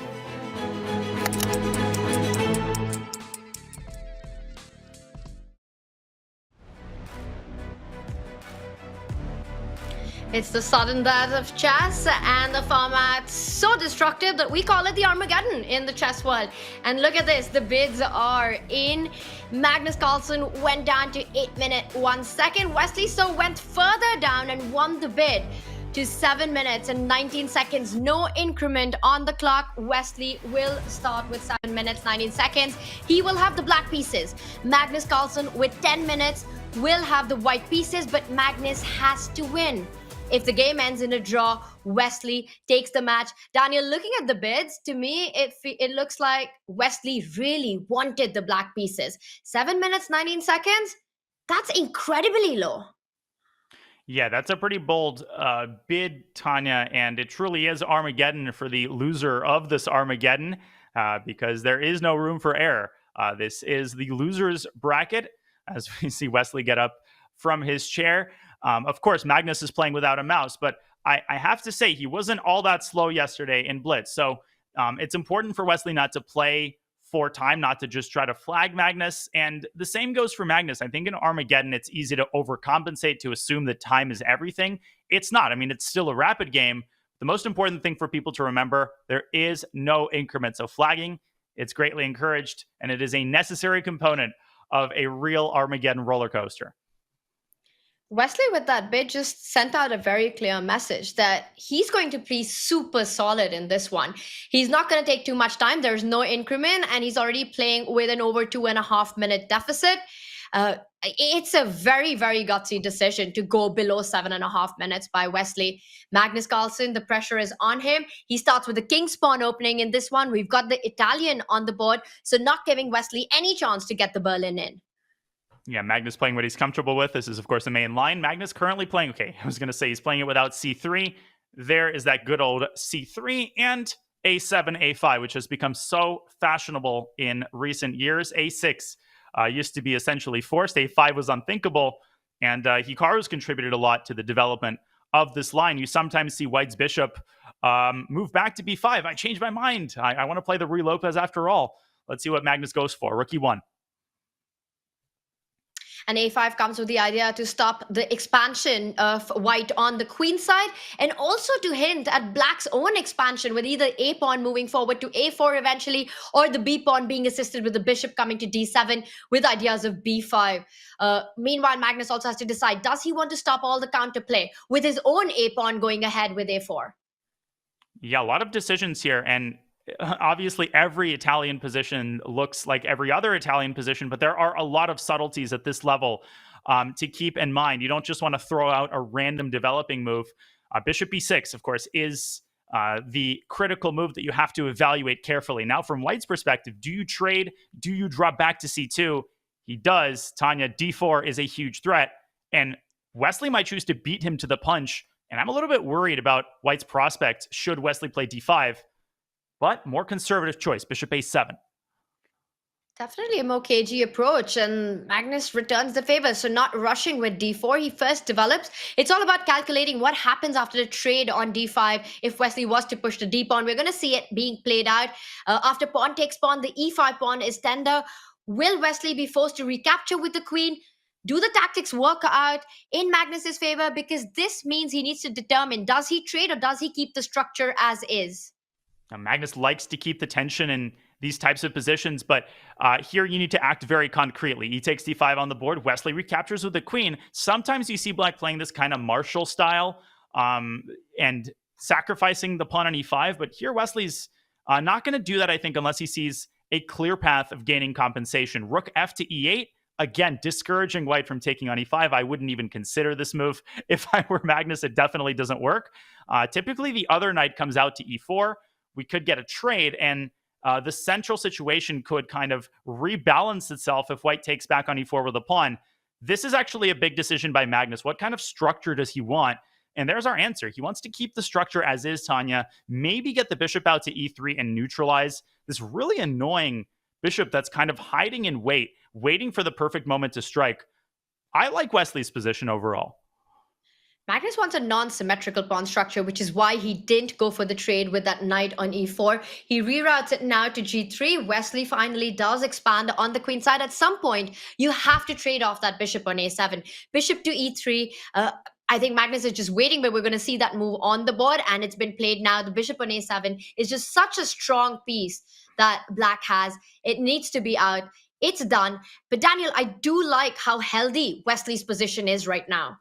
Yeah, I mean, if all of your pieces are on perfect squares, you can't be that much worse. Wesley's doing okay, but I'm keeping an eye on the clock. So far, Magnus has kept that approximately 2-minute time advantage. The bishop drops back to c8. In an ideal world, Wesley wants to reroute it to b7. But guess what, Tanya? b7, b5 was an incredibly committal move by Wesley. It was also a very weakening move. Look at that c5 square. If black's queen ever has to move out of d5, Magnus is going to start doing Magnus things. Things that I thought he was going to do in their first match game, kind of go for the queenside square control. Knight e4, that's not my arrow, that's the computer arrow. And that's the Magnus arrow, it's on the board. And suddenly Wesley has some problems to solve. It's all about that c5 square. Why now he goes for this trade with the queen coming on to c5, causing some problem, forces Wesley to make sure that doesn't happen. But Magnus is chasing Wesley's queen down the board. And if the queen keeps an eye on c5, Magnus will establish a rook on d5, and that might be even worse. So rook d5 here, that is vintage Magnus. And just look at the pressure he's exerting all of a sudden from nowhere. Man, if Wesley could take this b5 move back. And it looked like the kind of move where black is the one playing for initiative, and it might be, you've said b5, you say b4 before it's too late, and he does it. b4, But I think bishop it had a4. to be played. Oh, no. It's on the board. What does Wesley This have is in mind? He needs to borderline defend loss. that knight on c6. He's collapsing. I mean, his whole queen side is collapsing. The knight has no support. His pawns are falling. Bishop b7 trying to stay afloat. He's going to lose some pawns here. Bishop takes c6, Tanya, and just rook takes a5, and white is technically winning. It looks like a healthy pawn. I'm trying to find a way to get to that central e pawn, but not easy at all. Magnus pauses. He's trying to see if there's something better. The e5 pawn will be hanging. The a5 pawn will be hanging. Or will Magnus just keep the pressure as is? Not go immediately to release the tension. We've seen him do that time and time again when he believes that the power of the pieces is more important than getting greedy in the position. The more he slows down, I wonder if he's looking for an alternative to picking up the pawn immediately. Well, he wants a knockout, and I don't blame him. It looks like a knockout might exist. Maybe he's looking at rook c5. At the same time, you don't want to overcook it. Just, take the material advantage, keep a time advantage. This is even more important, given that he's playing without a mouse, and just the professionalism in converting an advantage, taking some time, making sure that there's no forced win, and then saying, okay, no forced win. I checked all of the tactical moves. Let's cash in my chips. Magnus is nearly perfect at converting these types of positions. We may still see a queen land on c5, Tanya, because Wesley has to burn another tempo defending this pawn. At this point, he might as well just give it away. How easy did Magnus make it look so far? He's completely outclassed Wesley in this one. Unbelievable how quickly this all happened. Wesley was doing fine. He was bringing his pieces into the center, but b7, b5, right? When you play a move like that against Magnus, you have to make sure that it doesn't come back to bite you, and it most certainly has. Game is not over. Magnus still needs to convert this extra pawn. Well, he could just go into the kind of positions that he loves the most, trade off the queens off the board, forcing Wesley for that trade because the bishop on c6 is hanging as well. Queen takes c5, rook takes, but wow. Now Magnus has got these passes on that a file, the b pawn assisting it. It's over. Oh, he missed it. Rook a6, one apiece. Unbelievable. What was that? He's still completely winning, obviously. But let me just rewind this for a second. What on earth was that? Rook a6, rook e6, rook c1, and that would have been the end of the Armageddon. The bishop simply cannot be protected. Both players just forgetting that the bishop is pinned. Instead, Magnus goes at it from the other side. But now this gives Wesley a little bit of hope. He plays rook e6. Now Magnus back on track with b4. He's going to push this bishop out of c6. Tanya, white is winning, but you don't want to miss opportunities like that because, you don't want to keep this game going longer than it has to. Knight h4, by the way, here is an absolutely brutal maneuver. That might just seal the deal. I love it. I was going to suggest rook to c1 to get to the c7 pawn, and then you realize that there are some things to be careful about, like the hanging central e pawn. Magnus goes for the other idea that you pointed out, knight h4, knight f5. I just love his position right now. I mean, this is just incredible. He's up a pawn. Look at that knight on f5, the rook and the queen lined up. Yes, there's work to be done, but it should be easy for Magnus. He's sacrificing the a pawn to get to that c pawn. And this is what, I want to make clear about not over-sensationalizing these mutual blind spots. Yeah, Magnus could have won a piece, but guess what? He's converting this in the next best possible way. All of his other moves have been perfect. A4, such a heads-up move, realizing that the bishop is completely paralyzed. It's essentially pinned because you cannot afford to lose the c7 pawn. Just a few more accurate moves here required for Mr. Carlsen. And notice how he's kept a 2-minute time advantage this entire game as well. He's just outplayed Wesley completely. And it's not that you lose the c7 pawn. You're going to lose your king because the rook and the knight combine to put pressure on the g7 pawn, which is why that knight on f5 was such a key piece. Now Magnus frees up his other rook by defending the central pawn. Once the rook comes to c1, how on earth are you going to defend it? This is Wesley. He's just giving up. There's desperation on the camera. He shakes his head. He knows he's about to be out of the CrunchLabs Masters. Man, why don't I get positions like this against Wesley? Rook e to c1. Just take a moment and let your eyes adjust to that position. Of course, Magnus can also play b6, but he doesn't even have to rush with that move. He's taking time right now. He's savoring the moment. He knows the game is in the bag.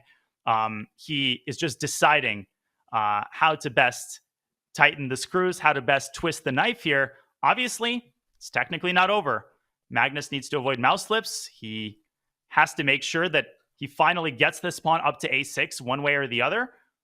Okay, brings the rook back to c1. Time for the final stage, Tanya. He wants to play rook d1 and start swapping some of the heavy pieces to make it easier for these pawns to break the Maginot line, to break the last line of resistance here. And I think he's going to be very successful in doing that. He's also up on the clock. Wesley just played such cagey, cautious chess from the start, just wanting to keep everything in control. And it just did not work. Backfired completely after that move b5, which to me felt like Wesley was getting active, but did not work at all. And Magnus now, he's again paused rook d1 on the board. You trade that off. The c5 pawn, how are you defending that? I don't see a square for the queen to actually go somewhere and keep itself connected. He might be losing a second pawn in this position. Or even a rook. He's going to lose his soul here. And the last try by Wesley, this is a great try. Hoping for rook takes c8. Magnus says, I was not born yesterday. I'm going to round up that pawn. And I think we are watching Wesley So's last moments. This is resignable. He's 3 pawns down. Nothing left of his counterplay. This was a wire-to-wire victory by Magnus. The one bold move that Wesley made this entire game, b7, b5, right? The one move that violated positional principles, Magnus makes him pay for that move for the rest of the game. He never failed to remind him, you played b5. That's what started everything on the queen side. Now there's no queen side left.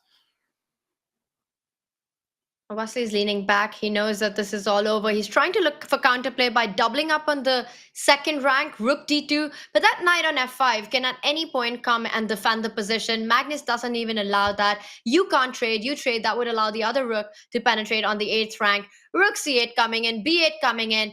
I think there's a resignation coming in. There is a threat. There's a mate threat, actually. But Magnus, I think, will drop his knight back to e3. He can move his pawn up to g4. Just the last thing to avoid. b8 equals queen actually allows perpetual check by black. So you can see the GOAT there taking his time, choosing among the many, many winning options as long as he addresses the threat of rook takes g2. Knight h4, knight e3, g4. Nice. Just defend the pawn one way or the other, and then nothing can stop the queen side. But Magnus, I think he's trying to find the fastest way to victory. He chooses to keep the knight centralized.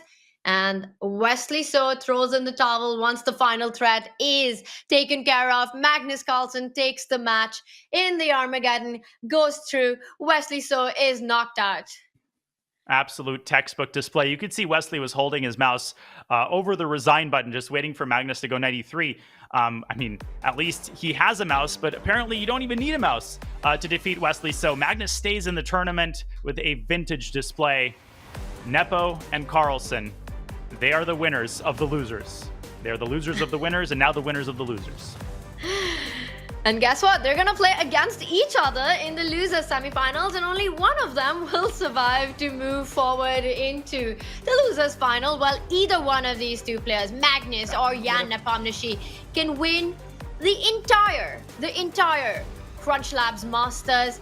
But they face against each other. That will be a rematch of the 2021 World Championship match. Now, Magnus has already booked his spot in the season and final. Jan Nepomniachtchi's got everything to fight for. But what a fantastic Armageddon display that was by Magnus. There were no tactics. It wasn't about any boom, boom, I'm taking all your pieces, I'm sacrificing all of mine, but just a masterpiece on playing on the squares that have been left weakened by one single pawn move. Yeah, when we talk about a beautiful game, your mental reference might be to a game that features lots of sacrifices. And hey, sign me up for that kind of game. I love sacrifices and attacks, but that's not the only way to create beauty in chess. Just the harmony that is inherent to Magnus's play. The fact that all of the pieces just seem to magically gravitate toward the right squares, and especially the way that he exploits, as I said, a single weakening move, right? A move that weakens a seemingly insignificant square that also appears to be inaccessible. Not only does he access it and use it as his base of operations, the C5 square, his whole play revolves around it. And 5 moves later, it's like the position is completely unrecognizable. Just wizardry by Carlsen. And he needs more where that came from, Tanya, because his journey to ultimately challenging the winner is only just beginning. Jan Nepomniachtchi stands in his way. Magnus is just a relentless competitor, regardless of what the situation is. Everything, it's been a very tough, very difficult month for the Carlsen family. And then right now also playing with the setup that he has, he's just showing up and fighting and outclassing the best in the world. It's just incredible to see. It feels like we're also lucky to be at a time when Magnus Carlsen is the world number 1. But of course, the job isn't over from him. Far from that, as he's still in the elimination bracket.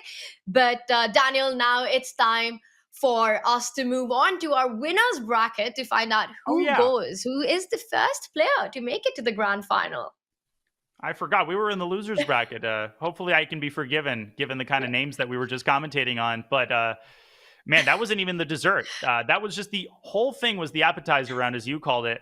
Now we have our main course. I'm already full, but I think we can find some room in our stomachs for Alireza Firouzja, can't we? Absolutely. CrunchLabs Masters, a tournament that keeps on giving so much entertainment, so much exciting chess. And we're so excited. Chess.com is so excited to partner up with famous YouTuber and former NASA engineer Mark Rober to bring the CrunchLabs Masters to us. And CrunchLabs, in case you guys didn't know, where have you been all this while if you didn't know? But CrunchLabs is an educational STEM toy subscription, and they've got these 2 very cool build your own robots. Get that engineer, channel your inner engineer, scientist self, and bring that on with the build box. Build box is for the kids if you're between 8 and 12, and then there's also the hack pack for adults. I want to get my hand on one of them. There's a cool offer going on these, so check that out on the CrunchLabs website. And David, I have to ask you, have you tried the hack pack yourself, or do you want to? Well, I just called you David, by the way. I think I'm sorry. I take it as a compliment that you called me David. You know, as a kid, whenever I heard the word build, I got really, really scared because anything that involves, building, or in science class when we had to follow steps to do a lab, I was terrified. So it's great that these things are presented in such an accessible way to anybody, whether, you've been engineering since you were a kid or not. I will check out those Rober videos. Mark my words, Tanya. I'm looking forward to hearing from you how you like it. I want to get my hands on the hack pack as well. And well, it's great if any of you watching are coders or master coders or builders. So do that. We will go into a break before we see some master coding chess action right after, as we've got the two biggest names in France. That is the French #1 taking on the French #2. It is Maxime Vachier-Lagrave against Alireza Firouzja in the CrunchLabs Masters Winners Final. That's coming up in just a few moments.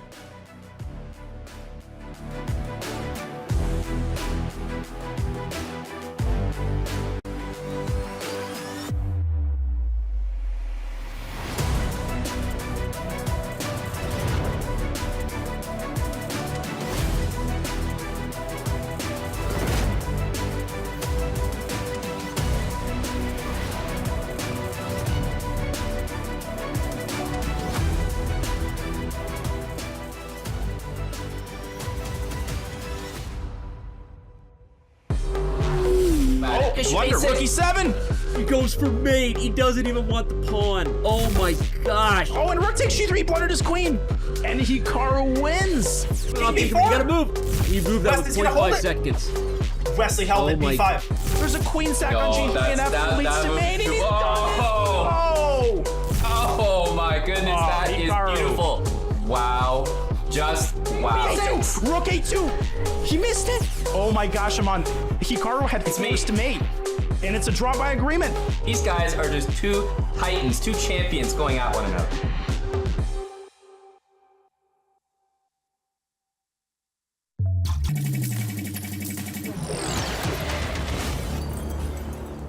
Hundreds of thousands of kids have used the CrunchLabs Build Box to learn how to create and build stuff while having a ton of fun at the same time. But what about something for teenagers and adults, where they can learn all the tools and tricks I use to create the builds on my channel? Well, I'm happy to say, starting today, that exists now. And this is it. It's called Hack Pack, and it's basically a series of really fun programmable robots that get delivered right to your door, where we build it together and learn step by step the kinds of engineering skills that go into making the builds on my channel. And don't be intimidated, because all these use a programmable microcontroller as the brain. Because if you can put together a Lego set, you can put together this. And it will work right out of the box. No programming required, and it will still be really fun. Heck yeah.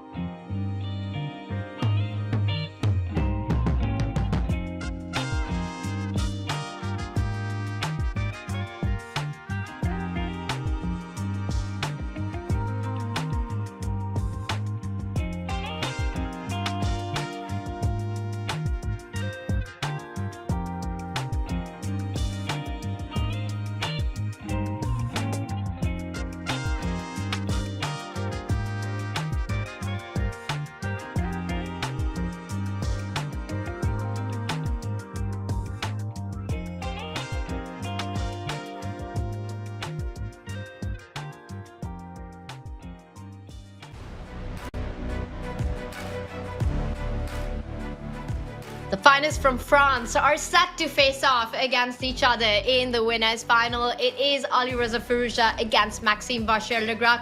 Two players who really enjoy dynamic, combative, aggressive play, but yet their approach to tactics is vastly different. Daniel, while Alireza known for his creativity, his more intuitive style, Maxime Vachier-Lagrave is the calculation beast. And of course, these players, different generations as we take a look at their head-to-head, but ever since Alireza's moved to France, they have come to know each other intimately. There's a ton of mutual respect that exists between these two. They've spoken glowingly about each other. I've heard MVL on Fabiano's podcast just speak about how much he respects Alireza's play, his approach to chess. Alireza, a product of the online age. He grew up playing bullet chess on chess.com. Maxime, he's in his 30s now. He's not as young as he once was, but he is just as tactically sharp, and he is just as relevant in the rapid time control. He's defeated Magnus Carlsen, and he is in supreme form. But can he pull it off again? One of these two will advance to the grand final, while the loser of this match is not the end of the road, will drop down to the losers final and still have a shot at the championship of the CrunchLabs Masters. Now, both Alireza Firouzja and Maxime Vachier-Lagrave have a win to boast of the Champions Chess Tour. It was in the previous season for Maxime winning the AI Cup. Alireza has already this season booked his spot in the in-person season end final with his incredible victory in the Chess.com Classic. You know, Daniel, what's the only thing that's better than winning a Champions Chess Tour event? It's to win it by beating Magnus Carlsen, and that's what Alireza did in his previous one. So he's definitely won. He is the man to beat right now. But Maxime did the same just yesterday. I'm looking forward to an exciting battle, and we've got an exciting opening at hand. Oh, we're going to get some bombastic openings here. Maxime Vachier-Lagrave, one of the most noted Najdorf experts, probably the Najdorf expert of this era, and he was known as sort of the last player, Tanya, to have a very narrow opening repertoire. He was playing the Najdorf and the Grunfeld exclusively. It's easy to prepare for me, yeah, but I know this opening till move 45. What do you know? And Rook G1 is all of the rage. I think it's called the Freak Attack. It's been recommended in some courses, and everybody and their brother, I think Alireza's brother actually is playing it as well, but most importantly, G4 is about to strike, and a Dragadorf set up by the Frenchman with three names. G4 for the score, and a hybrid between a Najdorf and a dragon on the board. So it's on the board, by the way. The G-pawn has moved forward, making intentions very clear. I can't get the word bombastic chess out of my head. If you had to give the award of Mr. Bombastic and Mr. Fantastic to one of these two, who would be who, Daniel?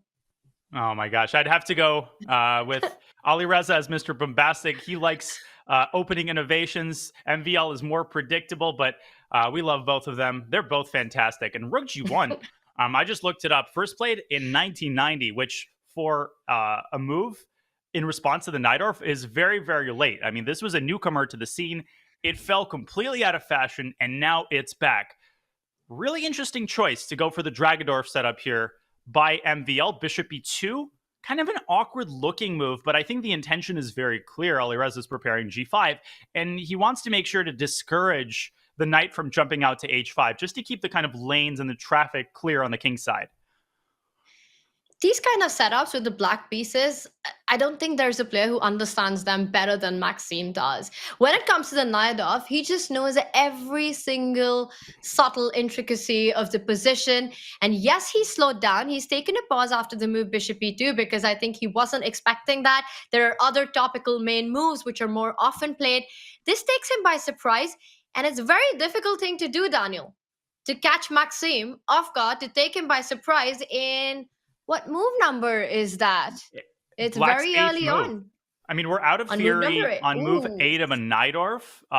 In a game featuring the world-leading Najdorf expert, just let that sink in for a second. I love it. I mean, we're going to get both players using their creative faculties right out of the opening. I mean, we're still in the opening. Now, H5 is a pretty standard shot in a wide variety of positions. Black is trying to define the situation on the king side, and just to lock things up so that you can eventually castle to that side of the board. White is keeping things open and walking into a tactic. Knight takes G4. Knight takes G4. And did you see? Did you say Maxime? He knows that this is not the way to play. He's he can smell it. It's just a blunder because the queen and Maxime doesn't play it. Now, this was not easy to spot, Tanya, and we of course have the benefit of the eval bar. We have to have the benefit of the analysis board though, because this was a big opportunity. Knight takes g4, putting the knight under 6 different attackers. Not literally 6, but the point is pretty clear. Bishop g4, and this is why you want to be careful about not opening the H file this early in the opening. Here you lose the queen. Of course, Alireza would have probably taken to the queen.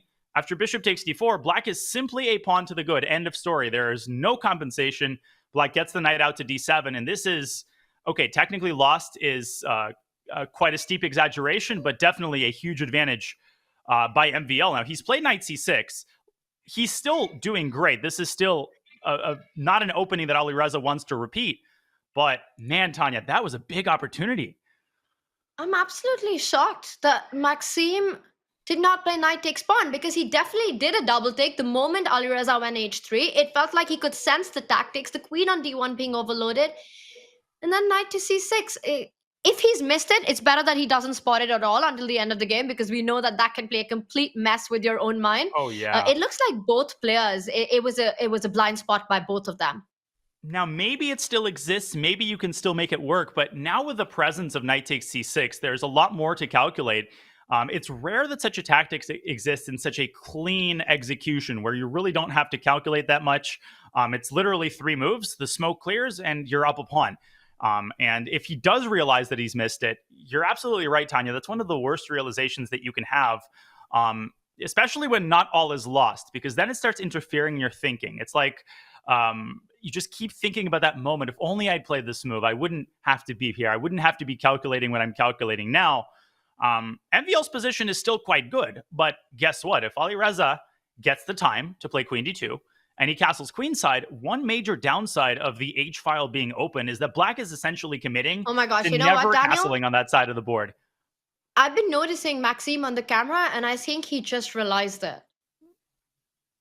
Or he's calculating bishop takes g4 or knight takes g4 in this position, which is still very much possible, and maybe wants to restore the glory to capture a little bit of the bliss of playing that move. And he does. He does find his way, and he looks, I think he just looked at Alireza on the camera, and it gets a brilliancy. Bishop takes pawn. Maxi missed it 1 move ago, but that's it. He doesn't miss it twice. Give him another opportunity, and it's on the board. It looks like he's calculated. Daniel, I think we should do a little bit of a deep dive into what actually happens in this position and make some moves to understand why this favors Maxime. Listen, as my accountant likes to say, better late than never. This piece of advice definitely applies with tactical shots. Now, of course, you can't play this move willy-nilly. The critical extra component is the presence of knight takes c6, but it turns out that this does not deter Maxime, and for very good reason, because instead of b takes c6, which simply now drops a piece, now the queen can take on g4, black says, I have an intermezzo of my own, bishop takes c2, and now we get the classic, Tanya, where 2 minor pieces just start going ham on the opposing side. Army knight takes f7 is an Armageddon, is a desperado. I think I've made that mistake before. And technically, white does restore the material equality. But after a move like rook ace to c8, white's position is really nasty. Just look at the pressure that black is exerting on the c file. b7, b5 is coming fast. And the bishop on g7 is a beast. That's why he put it there.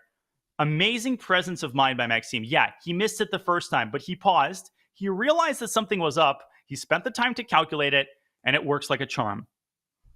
And I think it was his move, that h5 that he played, targeting the g4 pawn, because we've seen some very questionable decisions by Alireza. You know, Alireza gets in this idea of rook g1, g4, but immediately blunders into this position. He could have lost a clean pawn, but now he's going to end up in an endgame, potentially in an endgame. That's going to be an uphill defensive task for him. He's slowed down. He's already burnt. That's almost 2.5 minutes on this move. And there's really no good response here. I think that you should avoid the endgame if you're Alireza. I think you should actually take twice on g4 and then go long castle, or maybe play f3 in this position, as ugly as a move like that looks. f3 and queen d2. Pretend that nothing happened on the king side and that you're playing a mainline dragon. But it's not usually Alireza's style. to liquidate into a worse endgame. I guess he just doesn't see, as you said, a suitable alternative. And you're absolutely right. This position is on the board, and I think we will see rook c8. I mean, it's a pretty automatic kind of move to make to tie down this knight even further, maybe even set up an exchange sacrifice on c3. And we know that that's one exchange sacrifice Maxime Vachier-Lagrave lives for. In all his night of games, how many times have we seen to win that central e4 pawn, giving up that exchange, destroying that pawn formation? You also have ideas of the b pawn moving forward to destabilize that knight. You could do it after you get your rook to c8, b5, b4 if you want to play it safe. Yes, material balance. White for now looks like you've got a good pawn formation, but the lack of coordination between the rooks, that bishop on g7, which is going to combine with the rook on c8 and the b pawn moving forward, big questions are about to be asked from Alireza. And I think Maxime, he's about to make his move. And looks are very deceiving. By the way, Maxime probably considering whether to play rook c8 or to initiate the pawn storm straight away with b5. It's sort of two sides of the same coin. Both moves target the knight on c3. But looks are very deceiving. You know, at first sight, it doesn't seem like white could be that much worse. Your pawn structure is mostly intact. Black has more pawn islands. White's pieces seem fairly well coordinated. And Maxime actually plays a third move. He drops his knight away to d7, also targeting the knight on c3. But the point is that this bishop is such a beast. The knight on c3 is under fire, and I can understand why he played this move, Tanya, but I'm a little bit confused. Why is he allowing bishop d4? Maybe Alireza can even move the knight and sacrifice the pawn on b2. Very committal decision by Maxime, and let's see how this works out. I'm surprised because rook c8 just felt like such a Maxime move to make out of this opening. And it's also a very natural move in this position. Knight d7, Maxime, he's trying to maneuver the pieces, but this just means he trades off the absolute glorious bishop on g7. How do you avoid it? You would love to keep that bishop on the board, but now White's bishop is doing a beautiful job at the center. I'm very surprised with this decision from Maxime. I think knight d7 was an inaccuracy, but I think he's still quite a bit better. I think after trading a knight e5, he has a second asset, which is the h-file. And it's crazy how robust Black's advantage is, that even if you eliminate seemingly the only reason the advantage exists, you're still quite a bit better. And again, it's because the knight on c3 is going to be tied down, and it's because Black possesses total monopoly over the only open file. You could put a rook on h3 whenever you want. So White's still worse.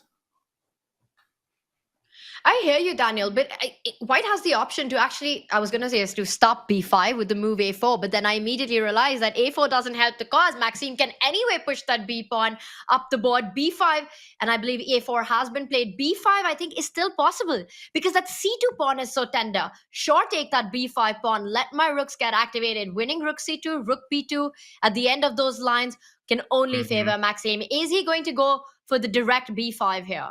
Well, there's a fork in the road, literally and figuratively. There's also a fork that's constantly pestering White on f3. So you're calling it at the end of a long variation. It can be very easy to forget about the presence of an additional resource like knight f3. So if you're Alireza, make a firm mental note to yourself to check for forks on every move. Check for forks on this move, especially because knight f3 is threatened. What is Maxime trying to provoke? He obviously isn't under any illusions that Alireza will miss the move knight f3. He wants White to play rook g3. I think he wants to swap a pair of rooks so that this knight on e5 is rendered more stable if this pawn shifts from the f file to the g file. Very unpleasant position still, but the fact that Alireza's traded bishops has made his defensive task a bit easier.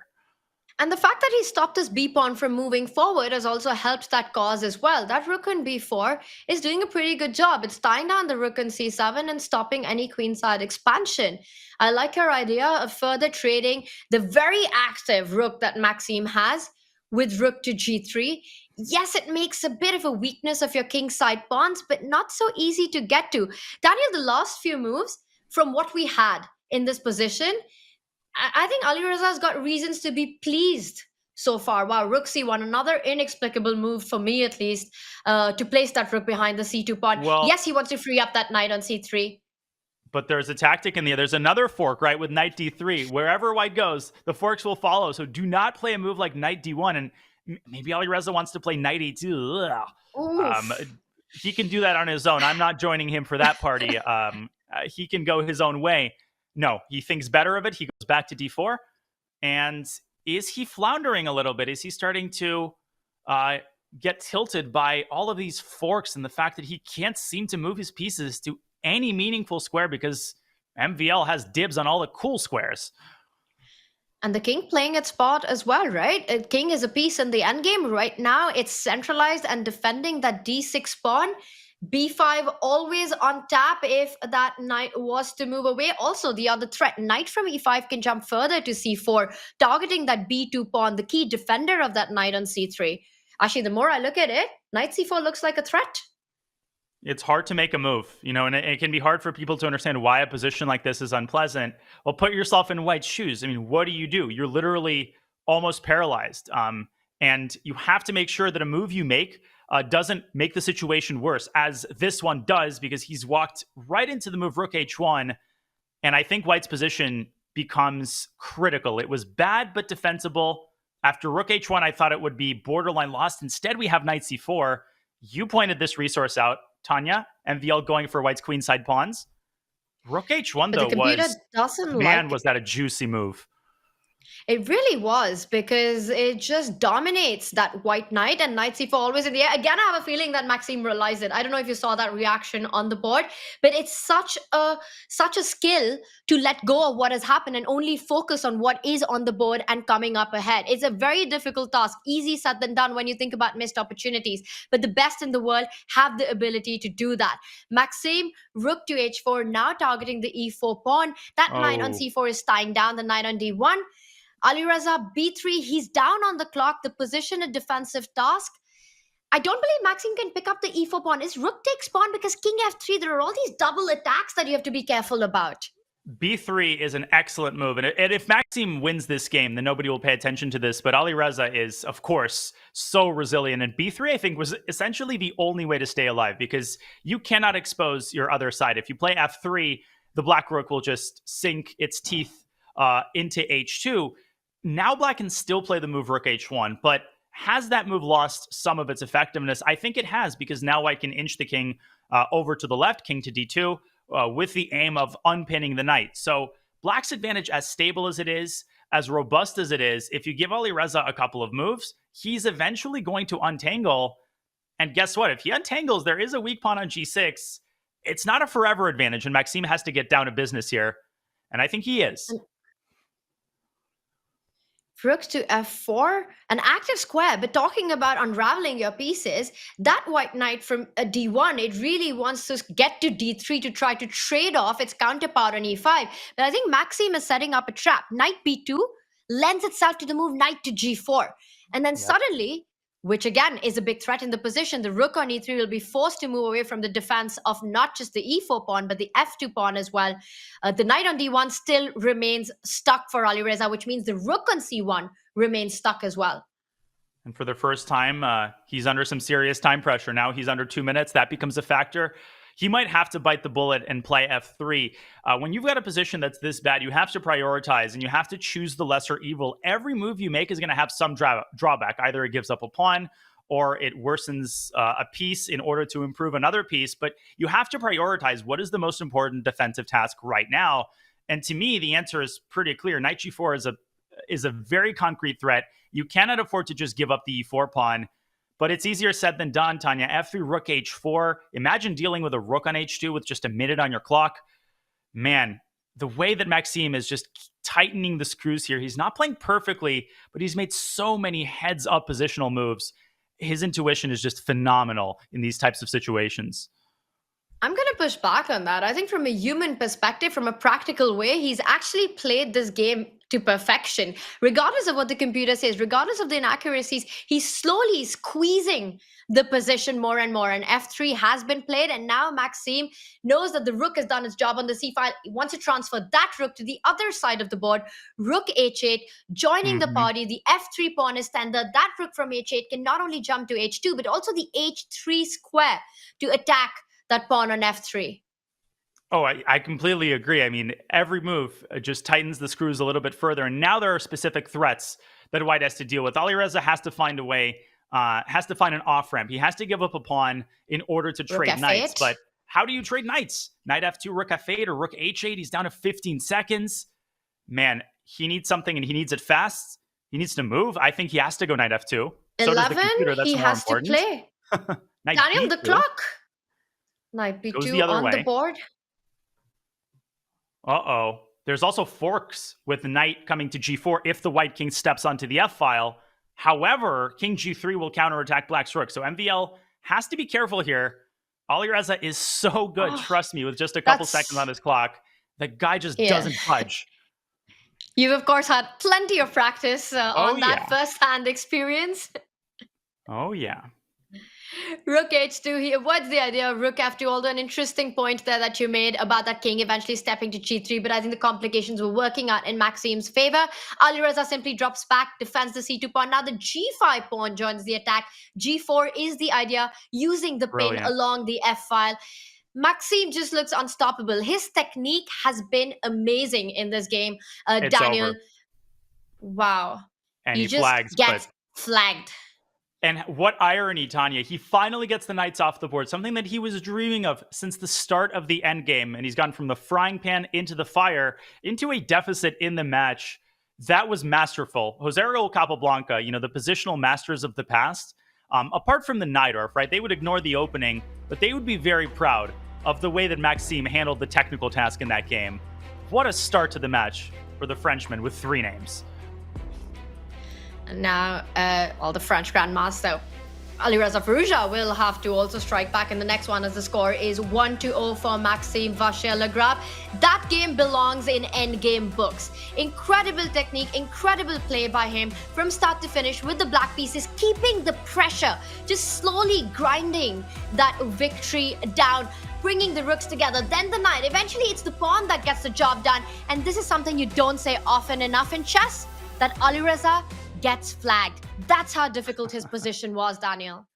Indeed, and that's why we weren't, freaking out when his clock was going down to 0. Technically, he lost by flagging, but obviously the context behind it was that his position was getting worse and worse, and it was absolutely indefensible, probably even with an hour on the clock. And the way it all happened is pretty surprising. I think everybody was expecting a Najdorf, but very few were expecting the game to go in the direction that it did as early as move 8. Alireza essaying a freak attack, Rook G1, that's the name of the variation. It's a pretty fashionable move, and Maxime responds with a Dragodorf setup. Now, things go haywire very early on. Alireza plays this slightly incautious move, Bishop E2, which leads to the H-file opening up. Here, there was a brilliant tactic that simply won a pawn with knight takes G4. MVL missed it the first time, but not the second. He made it work in an even more difficult version with bishop takes G4. It was immaculately calculated, and it led directly to the endgame.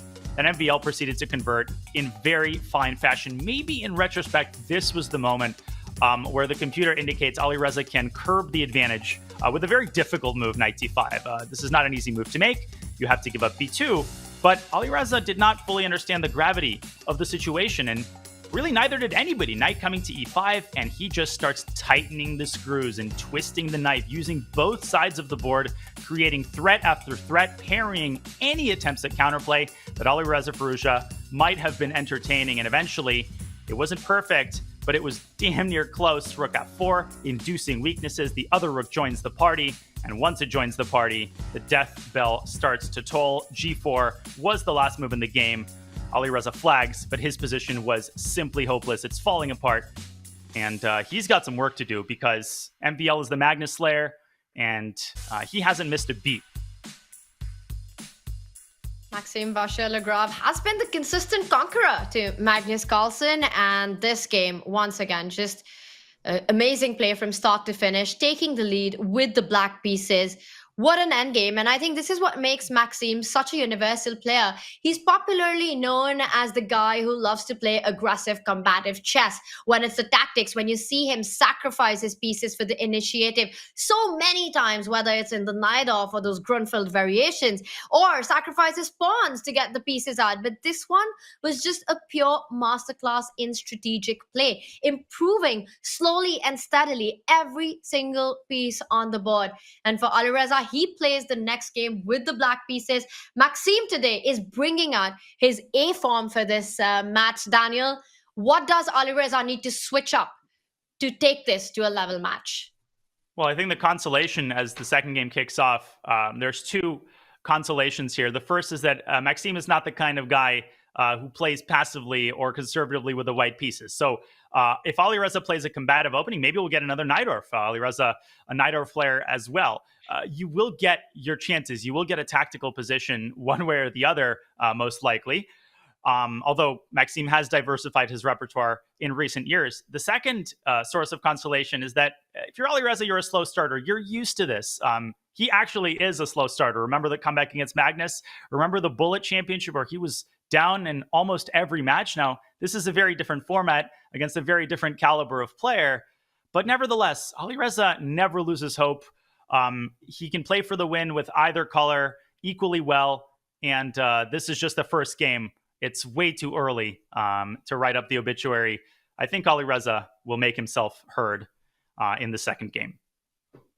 And the winner's bracket is a best of 4. So there's still 3 more rapid games to be played. Alireza with the black pieces just needs to make sure that things don't get too out of hand. And look at that. Maxime starts with the King's Pawn opening. We've got a Sicilian, but Alireza plays, well, the E6 is going to be a Taimanov variation. And we saw Maxime there have a bit of a reaction. Do you think he's taken by surprise with this? Well, the time enough to play it is now. Alireza has played lots and lots of openings throughout his career. Of course, E4 was expected, so clearly some preparation by Firouzja. Now Maxime is kind of remembering, okay, well, what is Firouzja going to see? What is in the database? The fashionable line here, and the line that all of the top players were flocking to at some point, is Bishop B3 and Queen F3. But Knight B5, I think we saw this. Where did we see this move before? Was it maybe Vidit versus Firouzja in the candidates? Because Firouzja definitely has played the Taimanov. This is a known opening that he's played. But Knight B5, Tanya, what a move. It's a very direct approach. It's just forces the black queen to B8, but that knight from B5 will be pushed back eventually with A6. So it's not really losing a move for black. Black anyways wants to get A6, B5 in. And Firouzja just thinking if he wants to do that right now or perhaps continue with development of his pieces on the king side. He does make a decision. It looks like Maxime is incredibly well prepared in this line. He's just blitzing his moves out. Yeah, I feel like this looks familiar. I don't remember why, but I can swear that there was a recent top-level game in this line. Either way, we're essentially out of theory. Both times, in both games, we had a mainline Sicilian, and somehow the players are able to take it out of the range of explore territory before double-digit moves have been reached. And things just keep getting wilder. Bishop to D6. That probably would not be in my top 5 attempts. It's a move that violates a lot of principles, and yet it is not such an infrequent guest in these E6 Sicilians, Tanya, because this battery, the Queen Bishop battery, is really annoying to deal with. And it does a great job of controlling the dark squares and curbing a lot of white's kingside activity. The bishop, of course, can later move up to E5 and let its brother have its moment in the sun, also potentially via B7. And for now, he's stopping Maxime's king to get to safety. Castle is not a possibility. The H2 pawn is tender. Not only is he keeping the options with the bishop on E5 coming in, he's also keeping his knight flexible. Alireza can not only develop the knight to F6, but also ideas of that knight going in front of the king, knight E7, and then eventually landing on G6, trying to put more pressure on the king side. So once again, a very creative approach by Alireza with bishop D6, queen B8, an early battery that's been set up. Maxime, I think he's trying to think, I would be very tempted to make a move like H3, just keep everything defended, but Maxime with a different approach. He falls back with the knight. He wants to go shock castle next. Not a flashy move, not a move that anyone's likely to pay attention to, but an excellent move nevertheless. Preparing short castles, and also I think preparing to fianchetto his own dark squared bishop, and ultimately undo the kind of Gordian's knot that black has exerted over some of these key dark squares in the center. But Alireza is saying not so fast. He can play knight G6. He can pile on another dark square defender with F7, F6. And what I like about these two games thus far, Tanya, is that they're actually very positional. They're showing us that the Sicilian is not just all tactics. When people hear the Sicilian, they think, oh, sacrifices and opposite side castling. Not necessarily. And thus far, we have some very high-level positional action with the players fighting over key squares in both games. But who do you think that suits stylistically more? I think Maxime, actually. I think Maxime is more positional than people realize when you hear his repertoire, Grunfeld, Najdorf. The Najdorf is a tactical opening by nature, but you have to have total command of some very, very complex strategic ideas and notions in order to play it successfully for as many years as Maxime has. I'm saying all of this, Tanya, and things might get tactical in a flash. That is the beauty of this opening. White could sacrifice a pawn with e5. White could choose to send his h-pawn down the board. So the situation is still very volatile. This isn't a Berlin. It's nowhere close to a Berlin. And he first decides to take control of that diagonal, just block down that bishop on b2. f6, controlling a key e5 square, also blunting that bishop. That knight from g6 is eyeing an f4 square, a very critical square in this position. And I'm just wondering if eventually Alireza will decide to keep his king in the center, or will he actually go shot castle? After h4, shot castle looks a bit scarier because h5, h6, and suddenly that bishop on b2 becomes a bit of a monstrous piece. So one's instinct might be to play h5, but this is a clear case, I think, of the medicine being worse than the cure. If you play h5, the knight on g6 is going to lose a defender. It's going to open up the gates for a tactic like e5, not immediately, of course, and it's going to make it even less likely that the king side is a safe place to be. If black wants to castle, he should probably do it now. If he doesn't want to castle, well, listen, eventually, no matter how cool you are, and Alireza is pretty cool, you have to develop your queen side. Even heroes need both bishops to be in the game eventually. So maybe c5 and bishop b7 is in the cards. But just because the king is in the center doesn't mean h5 and h6 is any less effective. But you called it, Tanya, the knight making a beeline for f4. Very energetic player. Now Maxime has to answer the question about the attack on the g2 pawn. Do you push that pawn one step ahead, attacking the knight? And I think what Alireza wants to do is trade that knight off for that bishop on d3, and then eventually try to get an advantage with the bishop pair. Daniel, we might see this being played out. g3 on the board? I think sort of the automatic move by Maxime, but maybe not maximizing his chances for an advantage. Alireza flicks in a really heads-up check on b4, just inducing another awkward move, either c3 or king f1, as MVL has played. And now Alireza can basically shut the front door with e5 and say, what you got going in the center, my friend? Nothing. I like that idea. And long term, Alireza is doing great, right? With the bishop pair. That light square bishop right now doing nothing. I'm looking at ways to activate it. a5, bishop a6, always on tab there. There are ideas of activating the bishop from even the a8, h1 diagonal once the c pawn moves forward. For Maxime, he has to find a way to break through and do it really quickly. If he just makes the most natural moves, king g2, bring the rooks to the center of the board. Maxime doesn't need to do anything. Alireza will do everything in the position. That is hitting the chaos button. d5. I mean, that move wasn't on my radar at all. I mean, e6, e5 just seemed to be a way to follow through on his general strategy of building that dark square blockade, really restricting White's remaining minor pieces.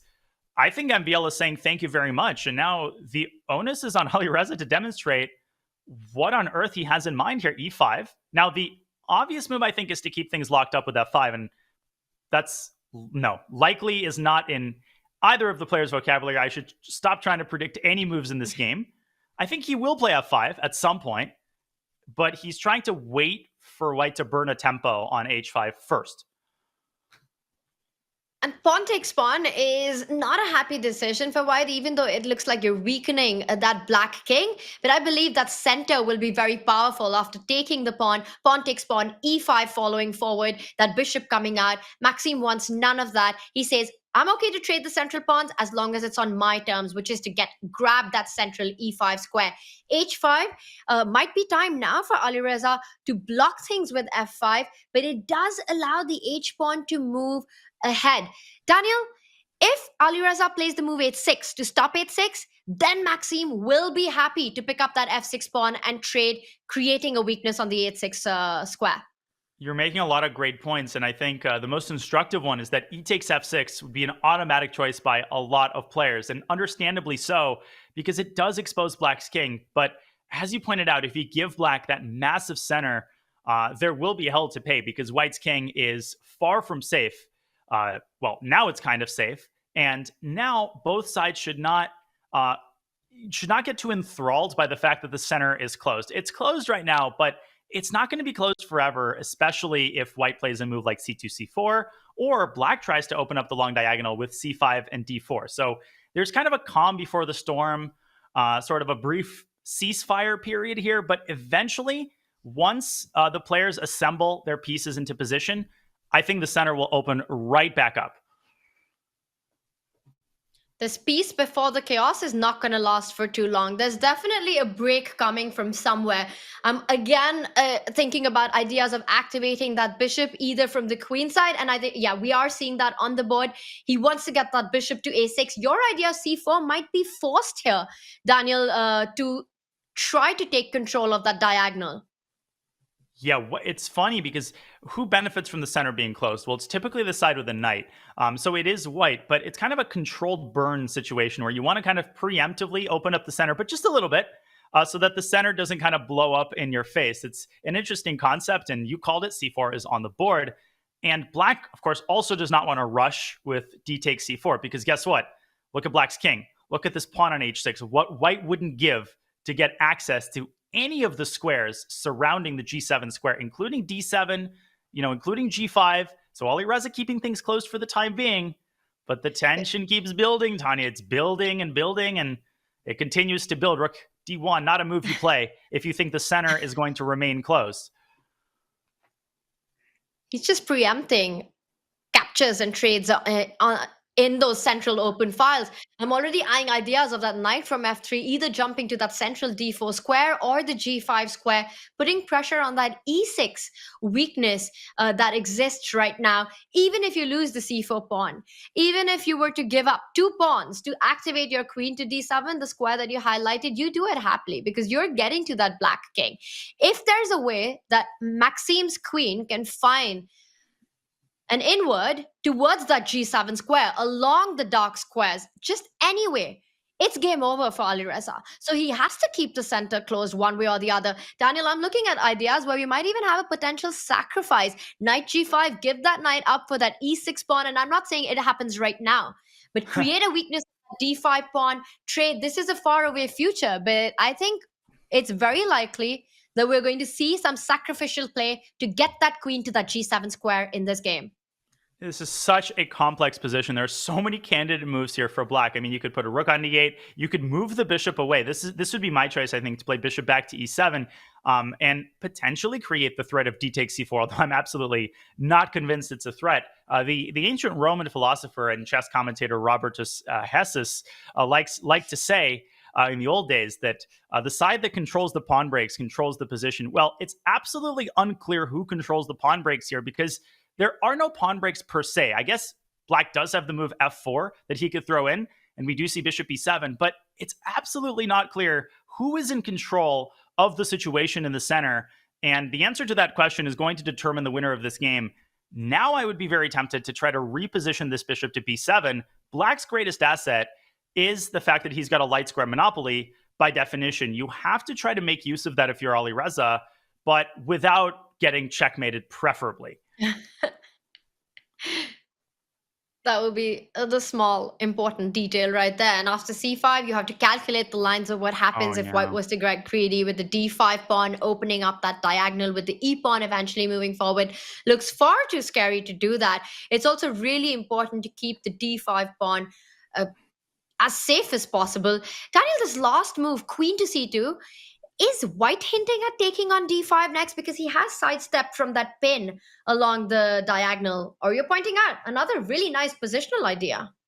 Well, I'm not convinced that c5. I mean, the computer is all aboard the c5 train, but remember, that's a very committal move. There's no going back from that. Literally, you can't move that pawn back. So MVL is confident as c5 is played quickly that he benefits from the center now being closed. And I can understand why. He's got this juicy square on d4. Now, people shouldn't, groan. The game is not going to get boring now. And I think Alireza shows that with the very next move. But he's going to stop it with g4. You just don't allow this F line to open up. You keep your king safe. And now the question is the c5 move. It has weakened some light squares. I do see your idea of knight d4, but also the c5 pawn is weak. Is queen b5? Is this the moment to put your queen on b5? At first, I was afraid about knight d4. But what is that working out to? Because queen c5, queen takes queen, bishop takes queen, knight takes pawn. It's absolute madness there. Yeah, the complications there are completely inscrutable. And what is clear is that Alireza is suddenly down 3.5 minutes on the clock. This is one thing I experienced playing MVL. He's almost like Nepo. He doesn't play quite as quickly in the middle game, but he often makes difficult decisions on the basis of his phenomenal, almost impeccable intuition. And this pays handsome dividends later down the line. Alireza cannot afford to have this position with 20 seconds on the clock. He's got to keep a time cushion. He's doing his best. Tanya, queen b4, you mentioned queen b5. So same idea, trying to make sure that knight d4 doesn't come with tempo. MVL could stick a bishop on d4. You don't just want to give away the c5 pawn for free. Well, the reason I liked queen b5 was I was also hinting at that e2 square. I would be happy to get the queens off the board if black is given the chance to do that. Right now, c5 under attack, so that needs to be taken care of. The rook comes into the game. Knight d4 on tap. The only thing you have to watch out for after a move like knight d4 are tactics with the f-pawn moving forward. It's still a very rich position. There's still so many complications here, and it's all about who gets to whose king first. Both kings looking pretty weak to me. And Daniel, 1.5 minutes for this position, even for a player like Alireza, it's not going to be easy. You just have to trust your instincts. And queen to e4, this move was not on my radar at all. Then you pointed out queen e2, and I thought there is a chance to trade queens here, but that would involve opening up the d file, and maybe too steep of a price to pay, decides Alireza, as he initiates some queenside play with a4, obviously trying to open up some territory for his pieces. Now MVL will probably try to get this queen off his back, and he can do that with bishop c3. He finds a much better way to do that with rook to d4. We're going to get a trade on b3. Alireza obviously going to flick that move in to avoid losing a pawn. Now he's going to drop his queen back, and now the fight kind of shifts, I think, over to the queen side, although trying to predict where this game is going is a fool's errand indeed. But such fantastic control by Maxime Vachier-Lagrave. Just making sure that everything stays defended. He's using his pieces beautifully right now. Alireza's got to be feeling the panic. He's already down a point in the match. Losing this one would be absolute disaster. Daniel, there are big ideas still that exist on the king side. In case white is ever allowed to bring that knight to h4, yes, the bishop on e7 defends that square. The knight h4, knight g6, there are sacrifices in the air once the knight gets active. You're pointing out the a file. White has access to the left side of the board. Rook a4, rook a1. More flexibility in Maxime's position, more time on the clock to navigate the possibilities. And any diligent student of positional chess knows that the best square to occupy a kind of a blockading post in front of an enemy pawn is a knight. Now, the rook on d4 is fulfilling its duties nicely, but eventually it wants to vacate the parking spot because that spot is reserved for the knight. You don't want to get the rook towed from d4. So the question is, when do you do that? Do you move it to a4? And the drawback of a move like that is that you might be giving up the a-file. So MVL tries to do that in a more clever fashion. Bishop to c1, switching his attention. Forgot about that f4 pawn. Well, I didn't, and neither did Alireza. g5. And man, would white love a bishop sitting on d3 right now. What he wouldn't give for a bishop like that. But he can't quite make it to the king side. Is he going for a maneuver like this, Tanya? And is that too slow? Does that give black some counterplay on the queen side? This is anybody's game, actually. I don't think black is just passively waiting here. Alireza is going to try to whip something up on the queen side. That's very creative, and he's doing it. He sets up a battery, so if the rook was to move, the bishop enters through either from d3 or from e2. Some really nice squares there. You can play that move anyway if white plays knight d4. You can still play bishop e2 because of the tactics with the move f3.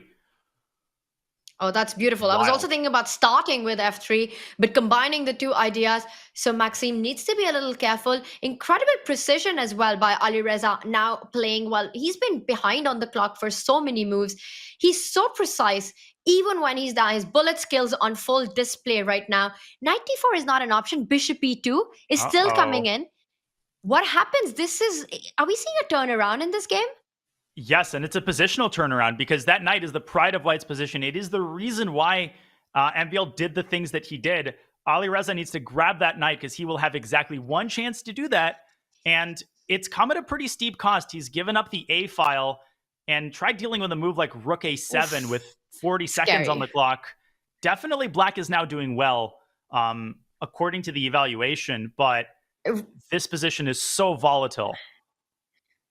Rook a7, and I just don't understand why Black is doing well. c5 pawn, I don't care about that. You're coming for the king. The h7 pawn is tender. Queen takes pawn. It's hard to imagine that's even a possibility. Alireza keeps everything defended. Rook to f7 on the board, and now he wants to take that c5 pawn. Defended. But he's going after White's king. Who's going after whose king here? And I think MVL, just a shake of the head there, he missed, or maybe he underestimated this move. Tanya, queen e2, queen h1 is literally checkmate.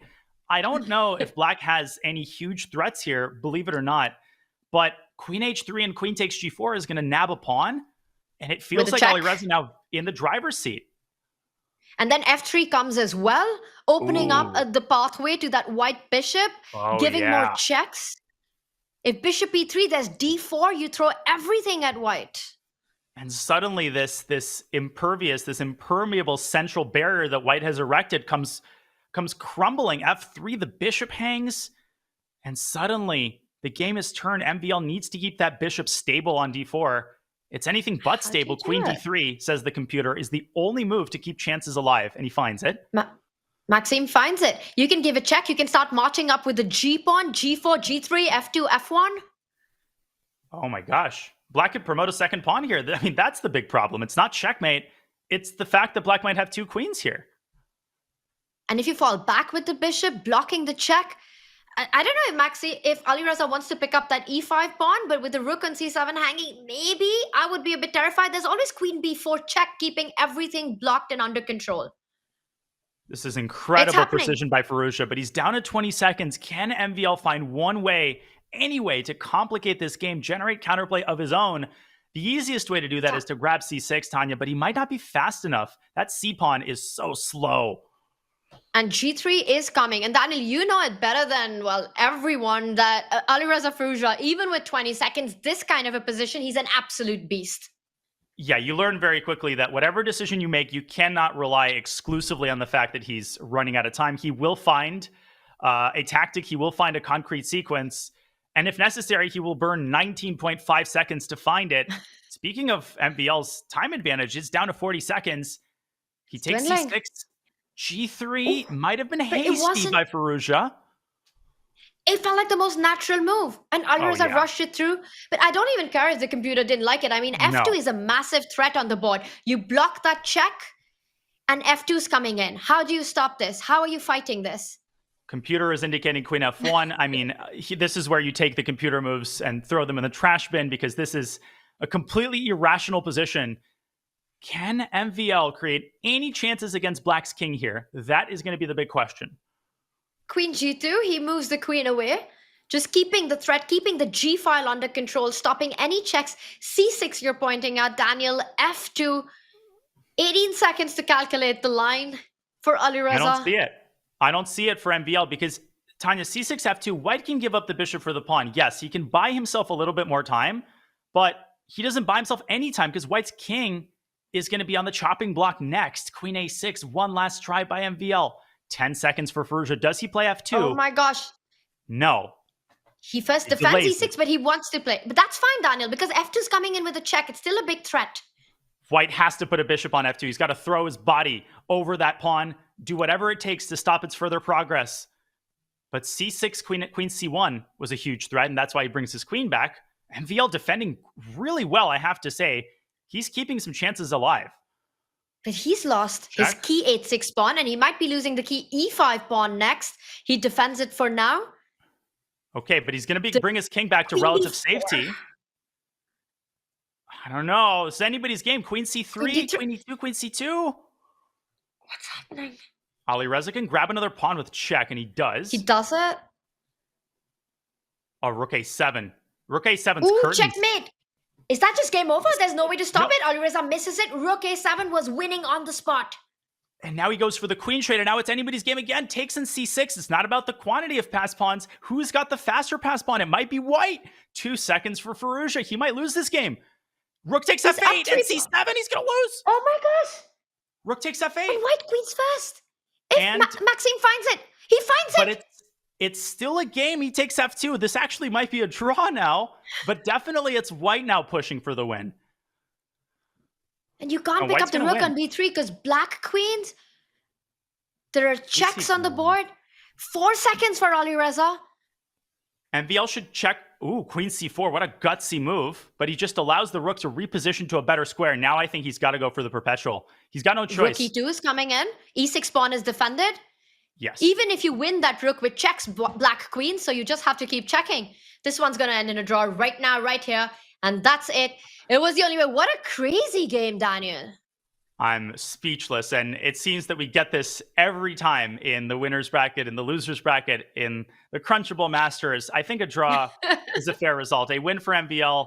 That would have been a travesty. And Maxime, let's take our hat off. Just the amount of time that he defended that position, the way that he stayed alive and found the chance. What a save as he keeps the 1-point lead. Which means it's now crunch time for Alireza Firouzja. He's going to have his final white of the day. Only 2 rapid games remaining. He still has to find a way to level the score. And this one ended in a draw. But an absolute topsy-turvy fight that was. Daniel, both these players, incredible resourcefulness, resilience on the board, finding these tricky ideas on seconds. How do you guys do it? And by you, I'm involving you in that exact same group.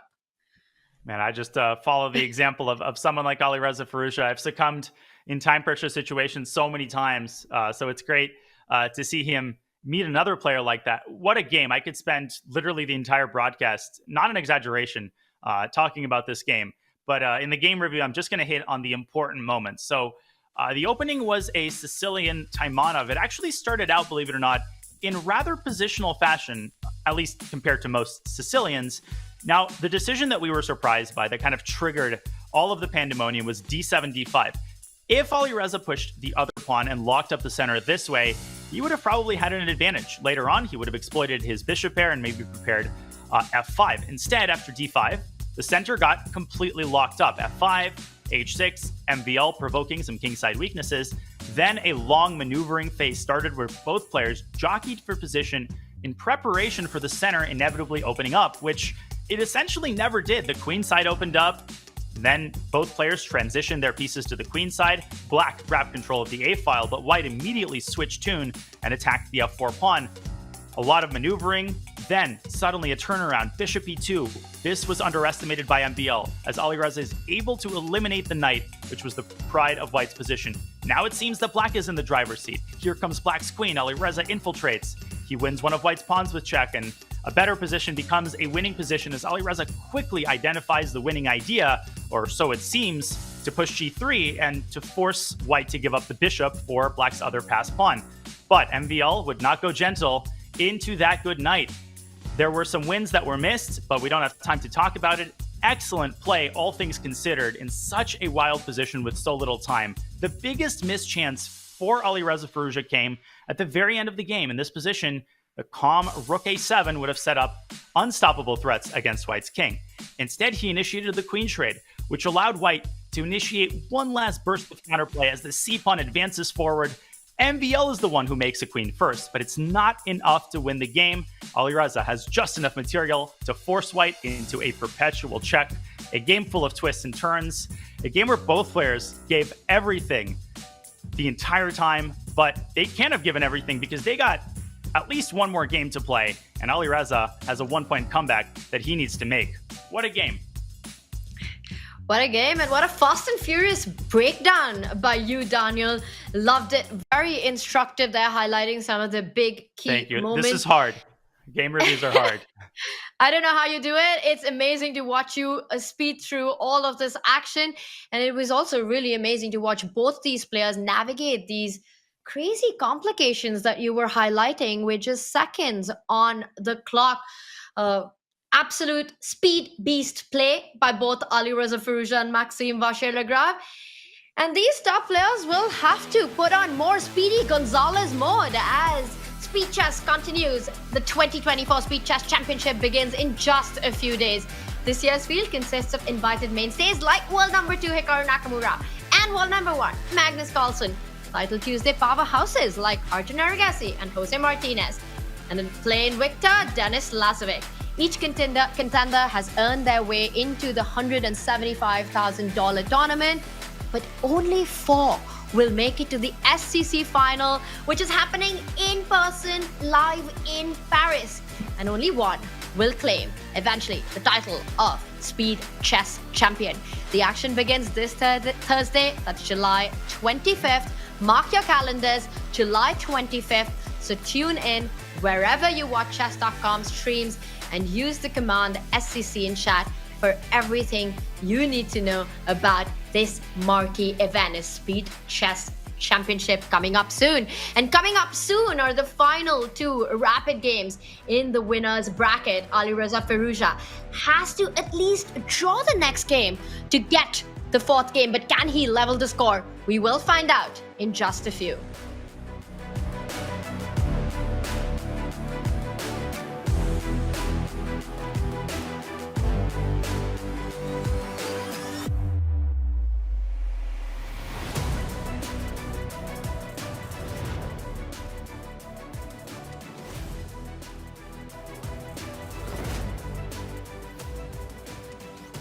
How often do you think about the Roman Empire? This July, you can think about it every day while you battle some of the ancient world's greatest and most fearsome leaders. Augustus, Hadrian, Cleopatra, Caligula, and of course, Julius Caesar. Play them all on chess.com. Do you show a bunch of different faces to psych your opponents out?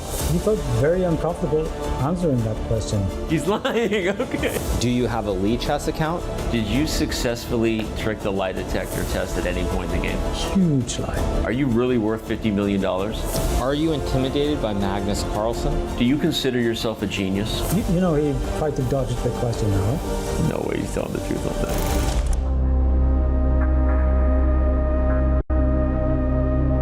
I mean, I'm not even strapped in, but I'm nervous, so hopefully you're doing good over there. Yeah, this feels like when you're at the doctor and they take your blood pressure. We're here with another episode of Lie Detector Chess. The one and only Hikaru Nakamura has been strapped in. Super Grandmaster, your streamer, World Fisher Random Champion, 5-time US champion.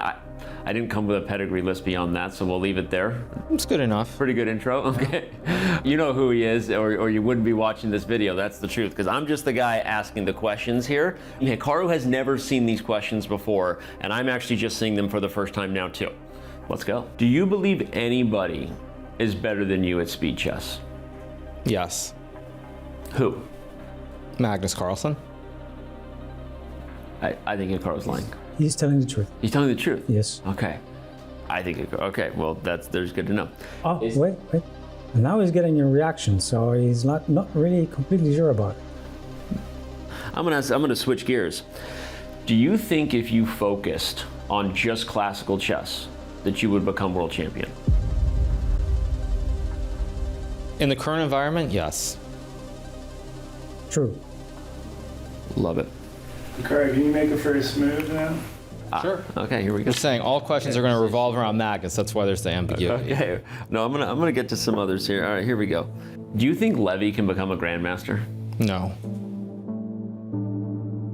Very true. Very true. Okay, there you go. He's just a little bit too old. I think, as I've said a few times, if he were doing this maybe 3-4 years ago, I think he'd probably get to GM. But I think with the rating decline and where he's at, I just don't see it. Okay. Has streaming made you a better chess player? Yes. Live. Really? Do you enjoy streaming more than playing? Yes. Both. He's not really sure. Okay. I gotta go back to this. So you don't think streaming has made you a better chess player, or you were trying to break the machine? I don't know. Okay, we're gonna leave it at that. All right. Okay. Can you ask him if he's trying to cheat on the test today? No, there's ambiguity to the questions. That's why. Okay, got it. Okay. I'm not trying to do your job or anything. It's like I'll give you an example. If you ask me, do I enjoy playing classical chess more than streaming? That answer is probably gonna, like, if you ask me that question, it's gonna be yes. So it's like classical chess I probably like more, but I like streaming more than I like online blitz chess, for example. There's like ambiguity. Yeah, that's why. That makes sense. You know, he tried to dodge the question now, huh? Is he? Yeah. Okay. He tried to dodge the question whether you should ask him if he was going to try to cheat on this test today.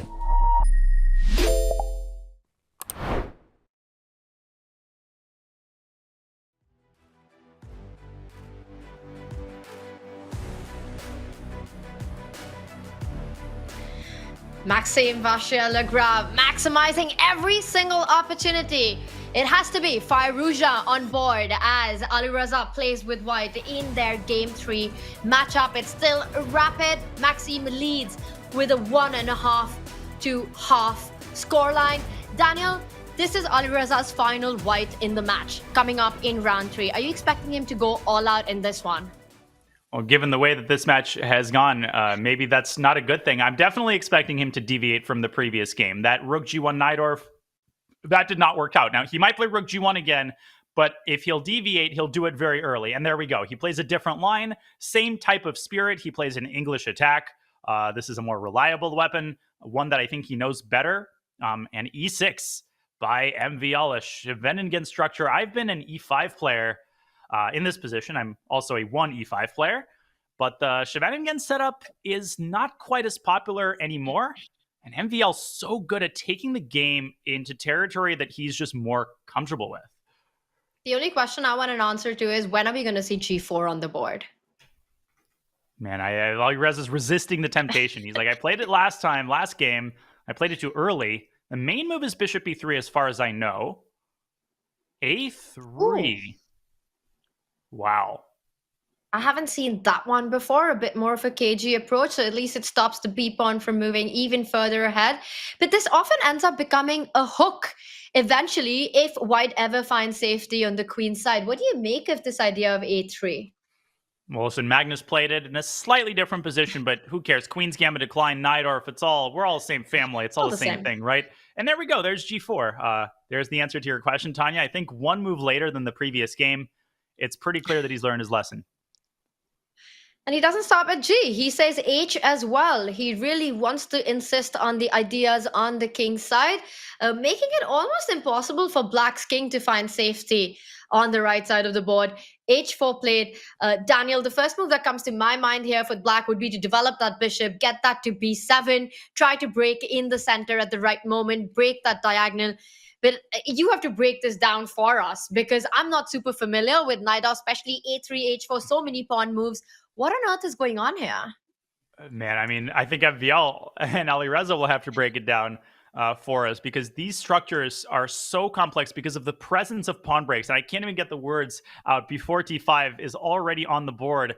And the reason that, it isn't as meaningful who's white and who's black in this match is that the game becomes so unbalanced so early that, it's purely symbolic that, MVL is playing with the black pieces, but the colors might as well be reversed. It's just a completely wild, unbalanced position. And it may seem very, very good for white, right, Tanya? I think traditional wisdom holds that this type of structure is good, but obviously white has gone very, very far on the king side. And if you're MVL, you want to punish white for it. You want to try to poke and prod at these pawns. There we go. There's Bishop E7. And if you're Firouzja, maybe you don't even defend this pawn. Maybe you just let black take it. It's definitely an overexpanded king side to me. I mean, that's a whole lot of pawn moves without taking out your pieces. And traditional chess wisdom doesn't advise that. But modern chess has changed everything. Daniel, I see the laughter on you. What traditional chess wisdom? Who cares about that stuff? He does listen to your idea after expanding so much. And King D2, what is going on? What kind of an opening is this? Try showing this game to, I don't know, Mikhail Botvinnik or Capablanca. I mean, don't even say the name because I can already sense him rolling over in his grave. I think he would have been proud of MVL's positional effort in game 1. This position is impossible to get a read on. My intuition, though, is that black is in practical trouble here. I'm really worried for Maxime. I think it was a very heads-up move by Firouzja to give up the pawn on h4, because what he's done is he's bought himself a tempo to get his king over to the queenside, a manual queenside castle, not something that you say every day. And he's also given himself a lot of good prospects on the king side. The moment black evacuates the bishop, Tanya, g5 will become a possibility. It might even be possible in some cases with the bishop still on h4.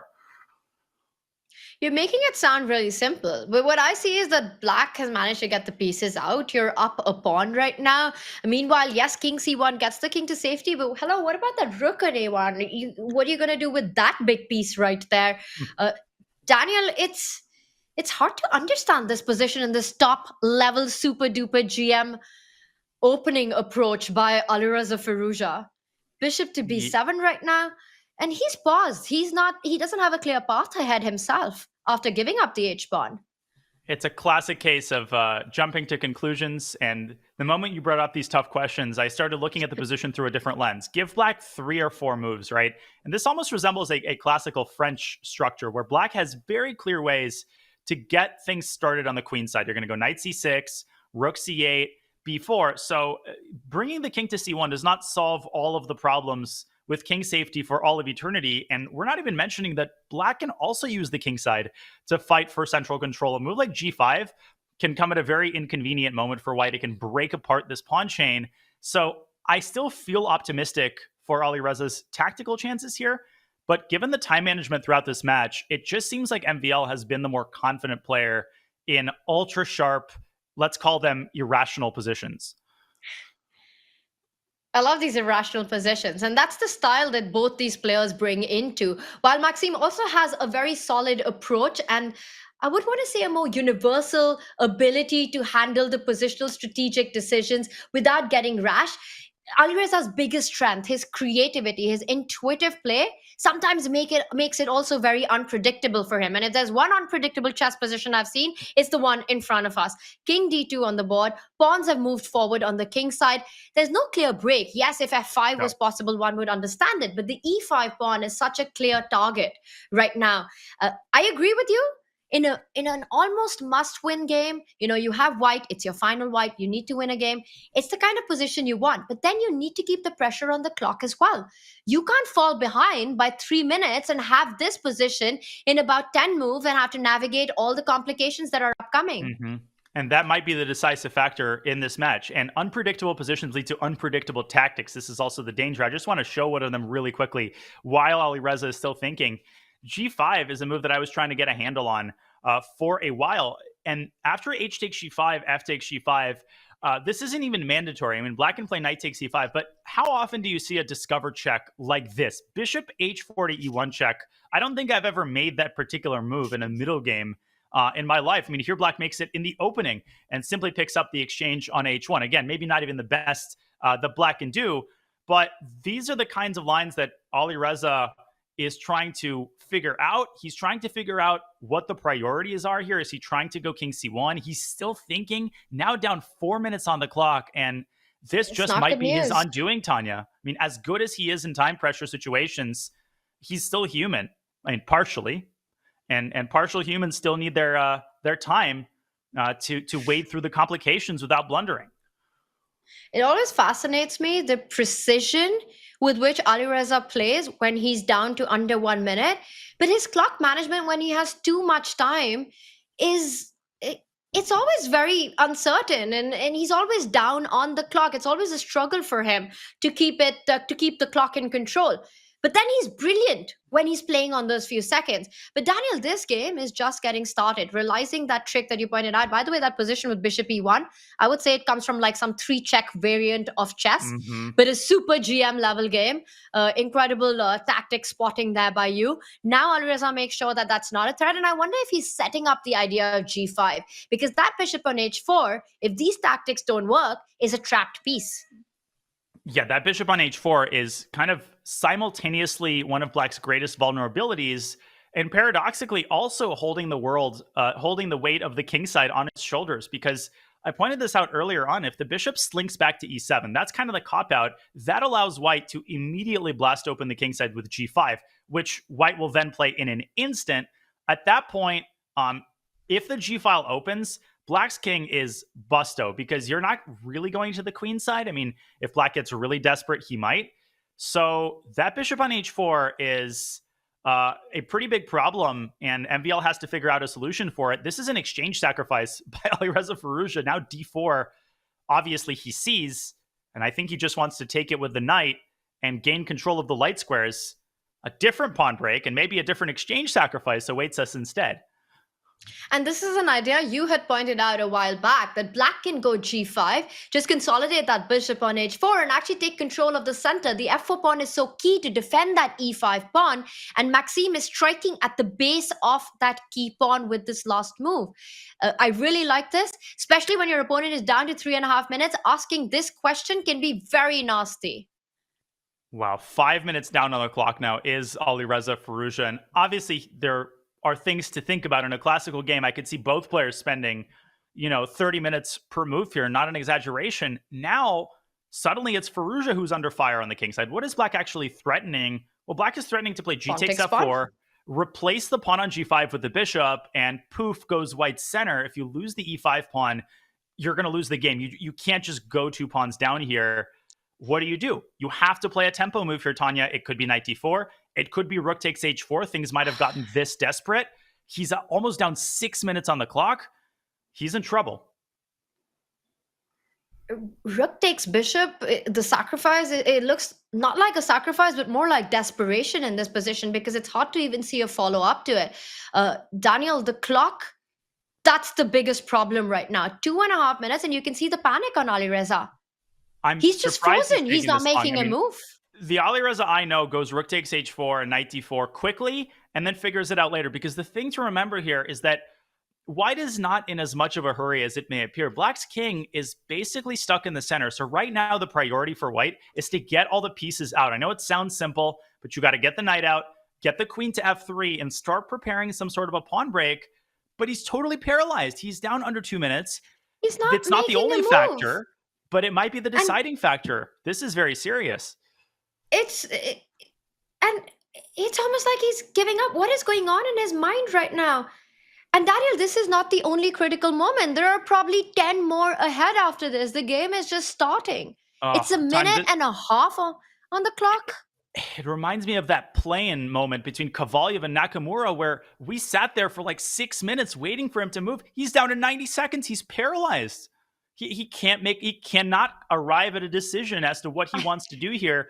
I think he keeps hopping back and forth between this move and this move. He's now down 7 minutes on the clock. He's down to a minute. I wonder if Maxime has just made the pre-move pawn takes rook. And eventually Alireza decides not to go for it. What you said would be the most intuitive, instinctive decision that a player like Alireza would make. He jumps in with the knight to d4, but he had to do this about 4 minutes ago.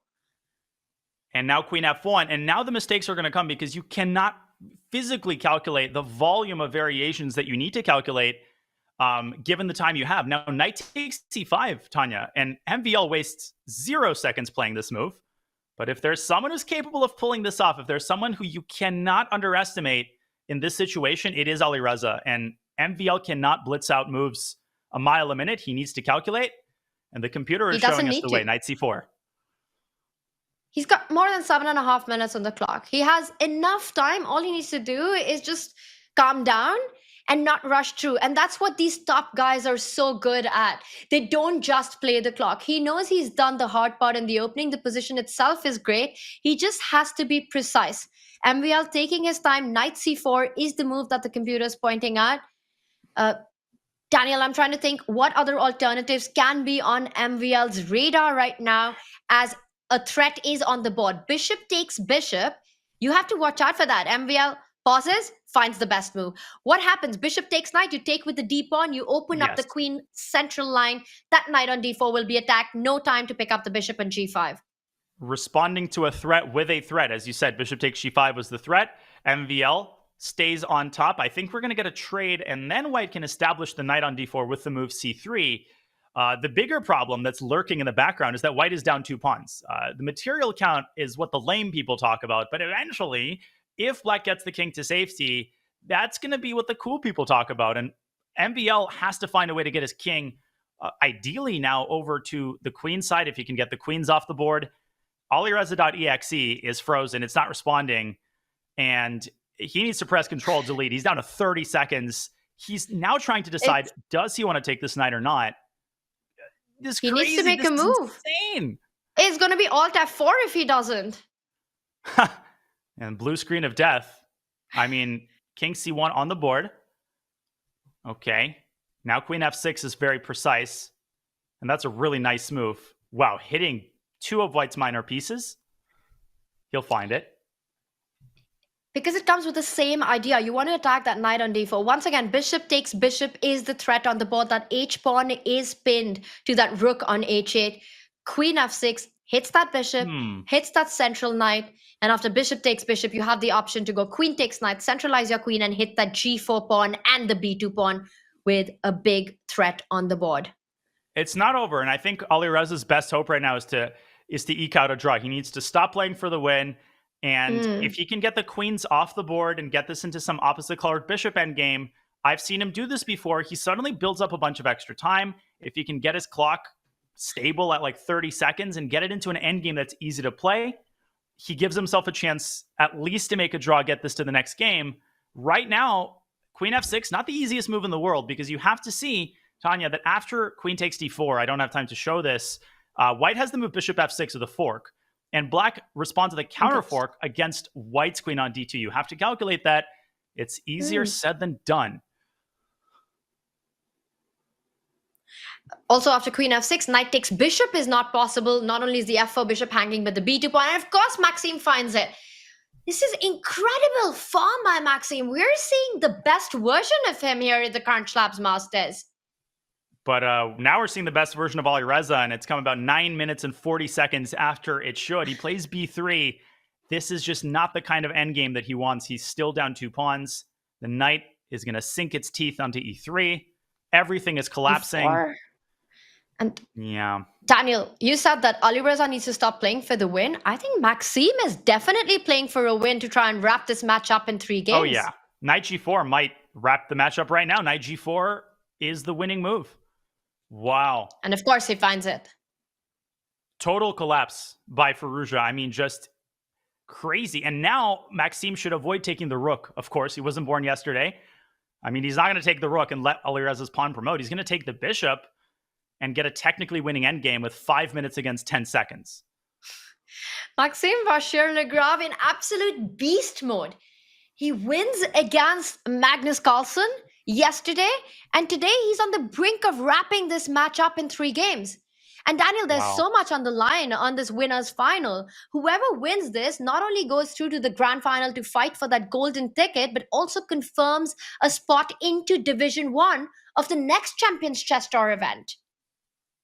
Just incredible. I mean, MVL's time management has been a source of pride and a source of his consistent success in these tournaments, but we're just not used to this lack of confidence in chaotic positions from Alireza. That's where he thrives. Not over yet. He's still trying, still kicking, still trying to make it as difficult as possible for Maxime. The question now for Black, when do you play the move E5? Okay, still a few accurate moves necessary, and don't fall asleep on this F7 pawn, right? Bishop H5 is what Alireza is hoping for. Bishop E4 was a big threat. Exactly. Bishop H5, he wanted to get that bishop to E4, rook takes pawn, all tactics on the board, so forcing that bishop to D3, rook on F8, defends F7. I think your question, the E5, you start doing it, you do it now. Push those pawns down to the center of the board. Maxime Vachier-Lagrave has enough time to figure this out after E5, and he does it. King to E6 is also the other idea to get that king into defense. Daniel, I don't see Alireza surviving this with 2 seconds on the clock, let alone the 2 seconds on the clock. It'll take a straight up 1-move blunder for Alireza to save this game. He's down to 2 seconds, and consummate professionalism by MVL. You just can't keep stressing it enough. They don't care how much time the opponent has. They will take as long as they need to calculate the win. Has he calculated the win, though? Still, as long as there is a pawn on G7, Tanya, there are chances. I don't care what else is on the board, how much time you have. If there is a pawn on G7, it's not over. You have a point. That G7 pawn, it stops the rook. It's over. As I said, when there's a pawn on G7, it's still over. right? That's what I said initially. And MVL That's wins exactly, on time. those are exactly your words, Daniel. Alireza Firouzja gets flagged for the second time in this match, but it wasn't about the flagging.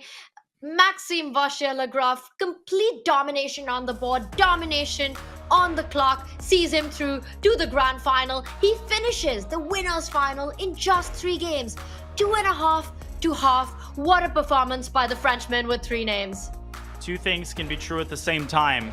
The first is that MVL is on an absolute tear, and he's showing that the momentum, he carried it forward. He defeated Magnus Carlsen, and without even blinking, he defeats Alireza Firouzja. Doesn't even need 4 games. At the same time, Alireza has some things to figure out, because that was some crazy time management. He was doing things that we're not used to from a player with his level of confidence, his level of poise, especially given the recent momentum that he's been carrying forward. He will need to fix those issues and then some, because he's got a loser's bracket to get through.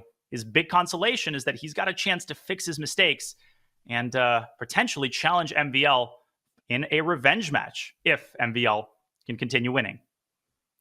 Alireza Firouzja drops down to the elimination bracket, where he will play against the winner of Jan Nepomniachtchi and Magnus Carlsen. But today it was a Maxime Vachier-Lagrave show. He made it look easy with the black pieces, 2 fantastic wins. We call him the Frenchman with 3 names. He needed only 3 games to win this match. Where did it all go so wrong for Alireza in this one, Daniel? Well, it's one of the only times I try not to exaggerate the role of the clock, because it's a given that these players all thrive in low time situations. But this was the one time where no review of this game would be complete without mentioning the moments where Alireza burned almost his entire clock. This is a rapid game, 10+2. It started off as a Najdorf, just like game 1. Alireza deviates with an English attack, F3. And once again, the game goes off the rails really quickly. A3, uncommon move by Firouzja, kind of a waiting move.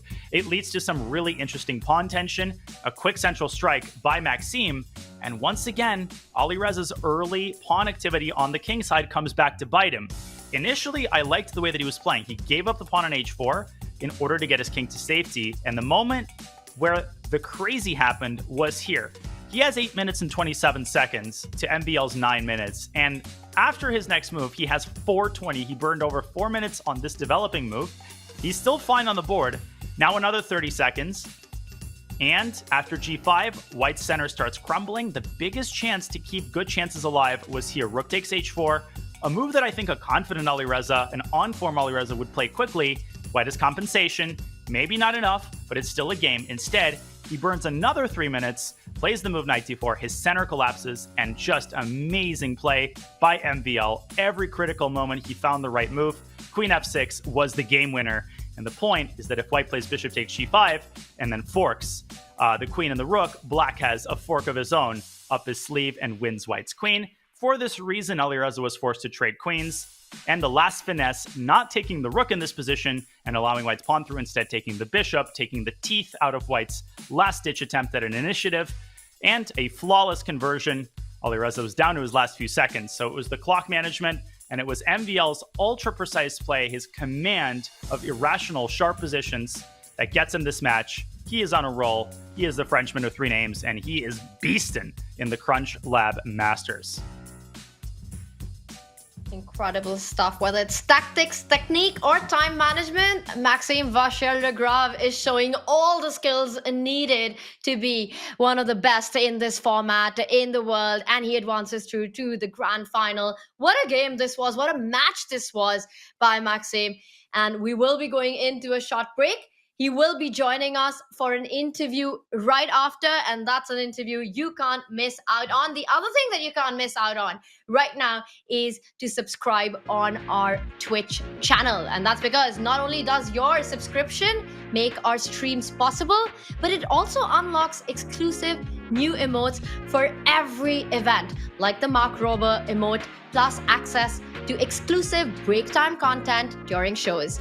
You can even use your Prime to claim a free subscription. So use the command subscribe in chat now to level up your watching experience. Do it while we're on the break. Also, think about all the questions you want to ask Maxime Vachier-Lagrave, the player who's been on beast form in the CrunchLabs Masters so far. We will be back in just a few. with Maxime.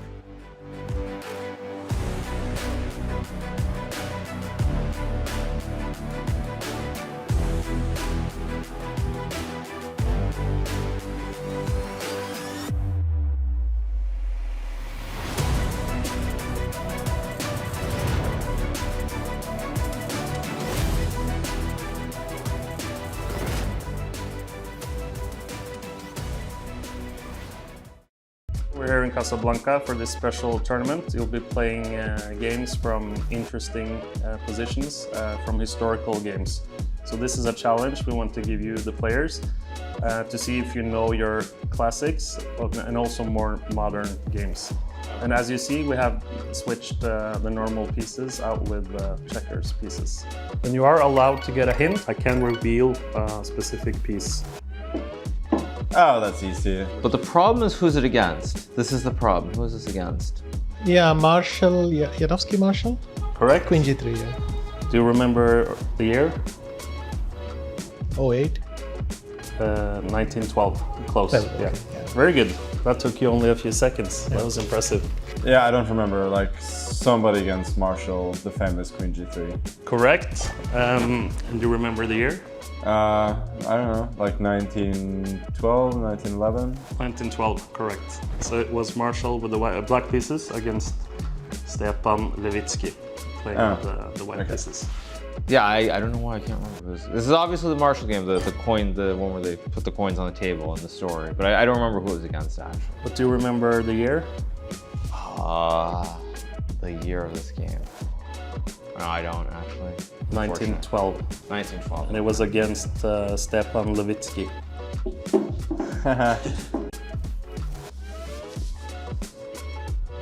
There are two things that pop into my mind, and it feels like this is either one of those games between like, I think Botvinnik and Capablanca, or this is Magnus and Vichy. Yeah, this is easy as well. It's my game against Anand from the match in Chennai, the 9th game. Feels like my game with Magnus, but... Yes, correct. Yeah. From 2013. Well, that's the first thing I thought of, but Yeah. then I thought they won't be that mean. But they are. Okay. So. I'll tell my colleague who sent me this. I'm gonna think that this is Magnus and Vichy.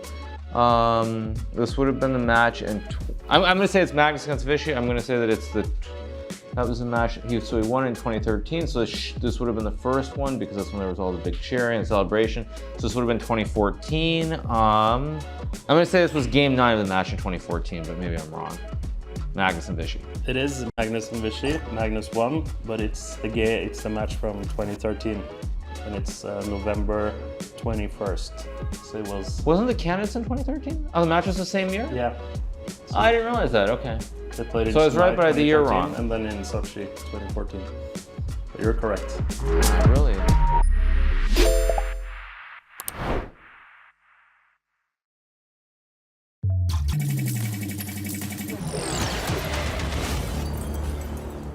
Hundreds of thousands of kids have used the CrunchLabs Build Box to learn how to create and build stuff while having a ton of fun at the same time. But what about something for teenagers and adults, where they can learn all the tools and tricks I use to create the builds on my channel? Well, I'm happy to say, starting today, that exists now. And this is it. It's called HackPack, and it's basically a series of really fun programmable robots that get delivered right to your door, where we build it together and learn step by step the kinds of engineering skills that go into making the builds on my channel. And don't be intimidated because all these use a programmable microcontroller as the brain. Because if you can put together a Lego set, you can put together this. And it will work right out of the box. No programming required, and it will still be really fun. Heck yeah.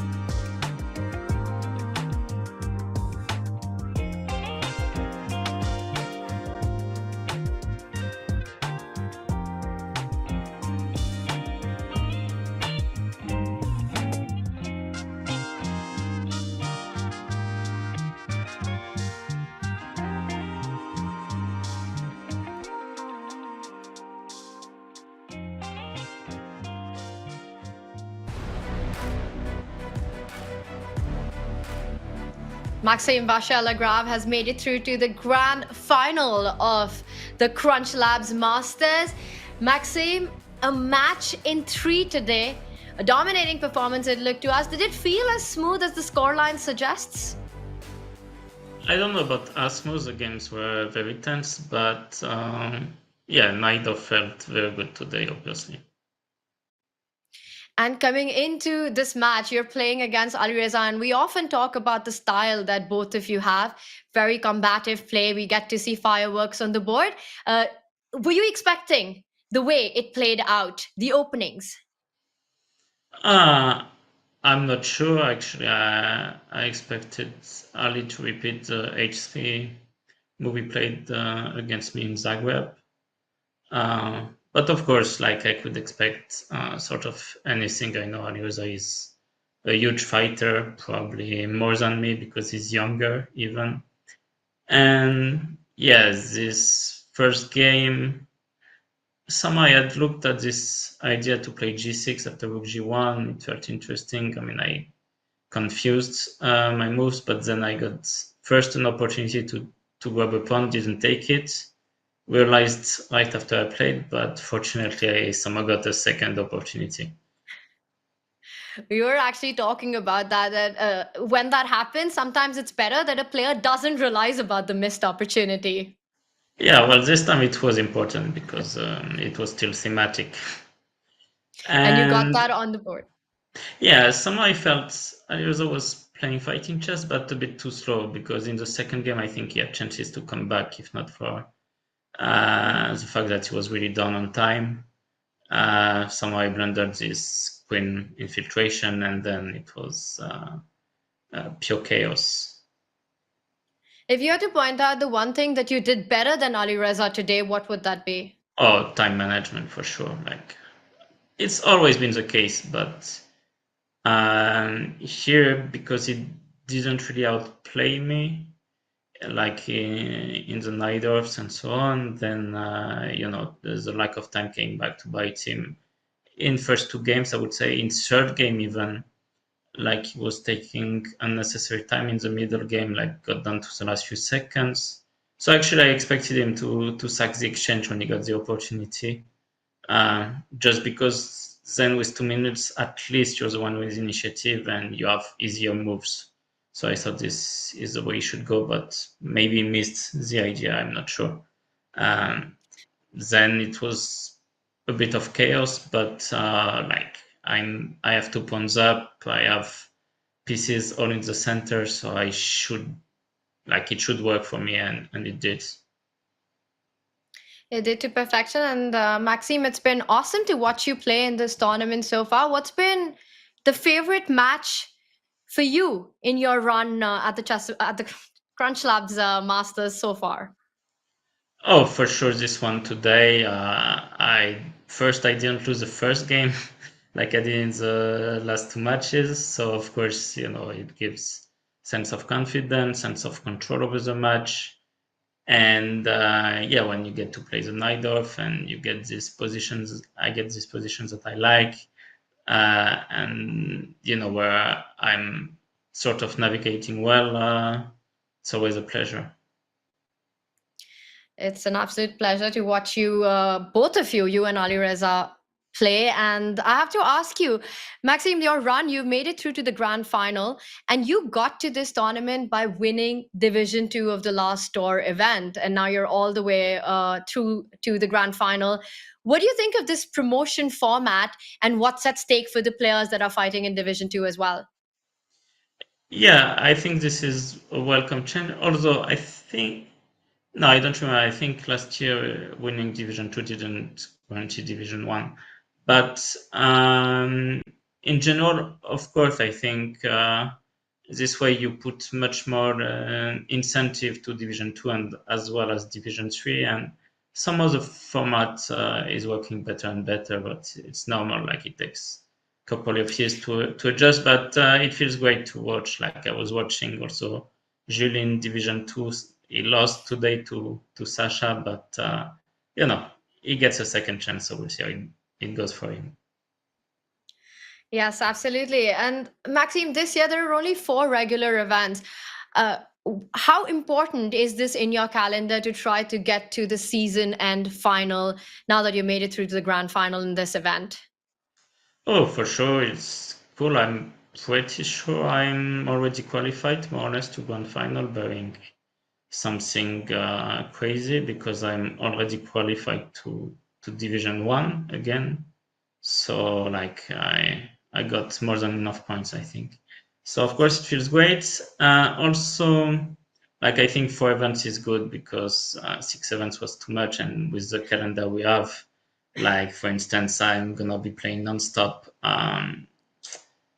from basically June till December or maybe November. So, you know, it will feel great when I have some minutes of rest, for instance, tomorrow. Well, last season, Maxime, you needed only one event to get into the season and final. And here it looks like you're looking really good on the tour leaderboard as well. And we've got a few questions from our chat coming in for you. And the first one I want to get in is from Valentin. I think it's similar to something we spoke about earlier, but he wants to know, what is the key factor that has made you so efficient in this event so far?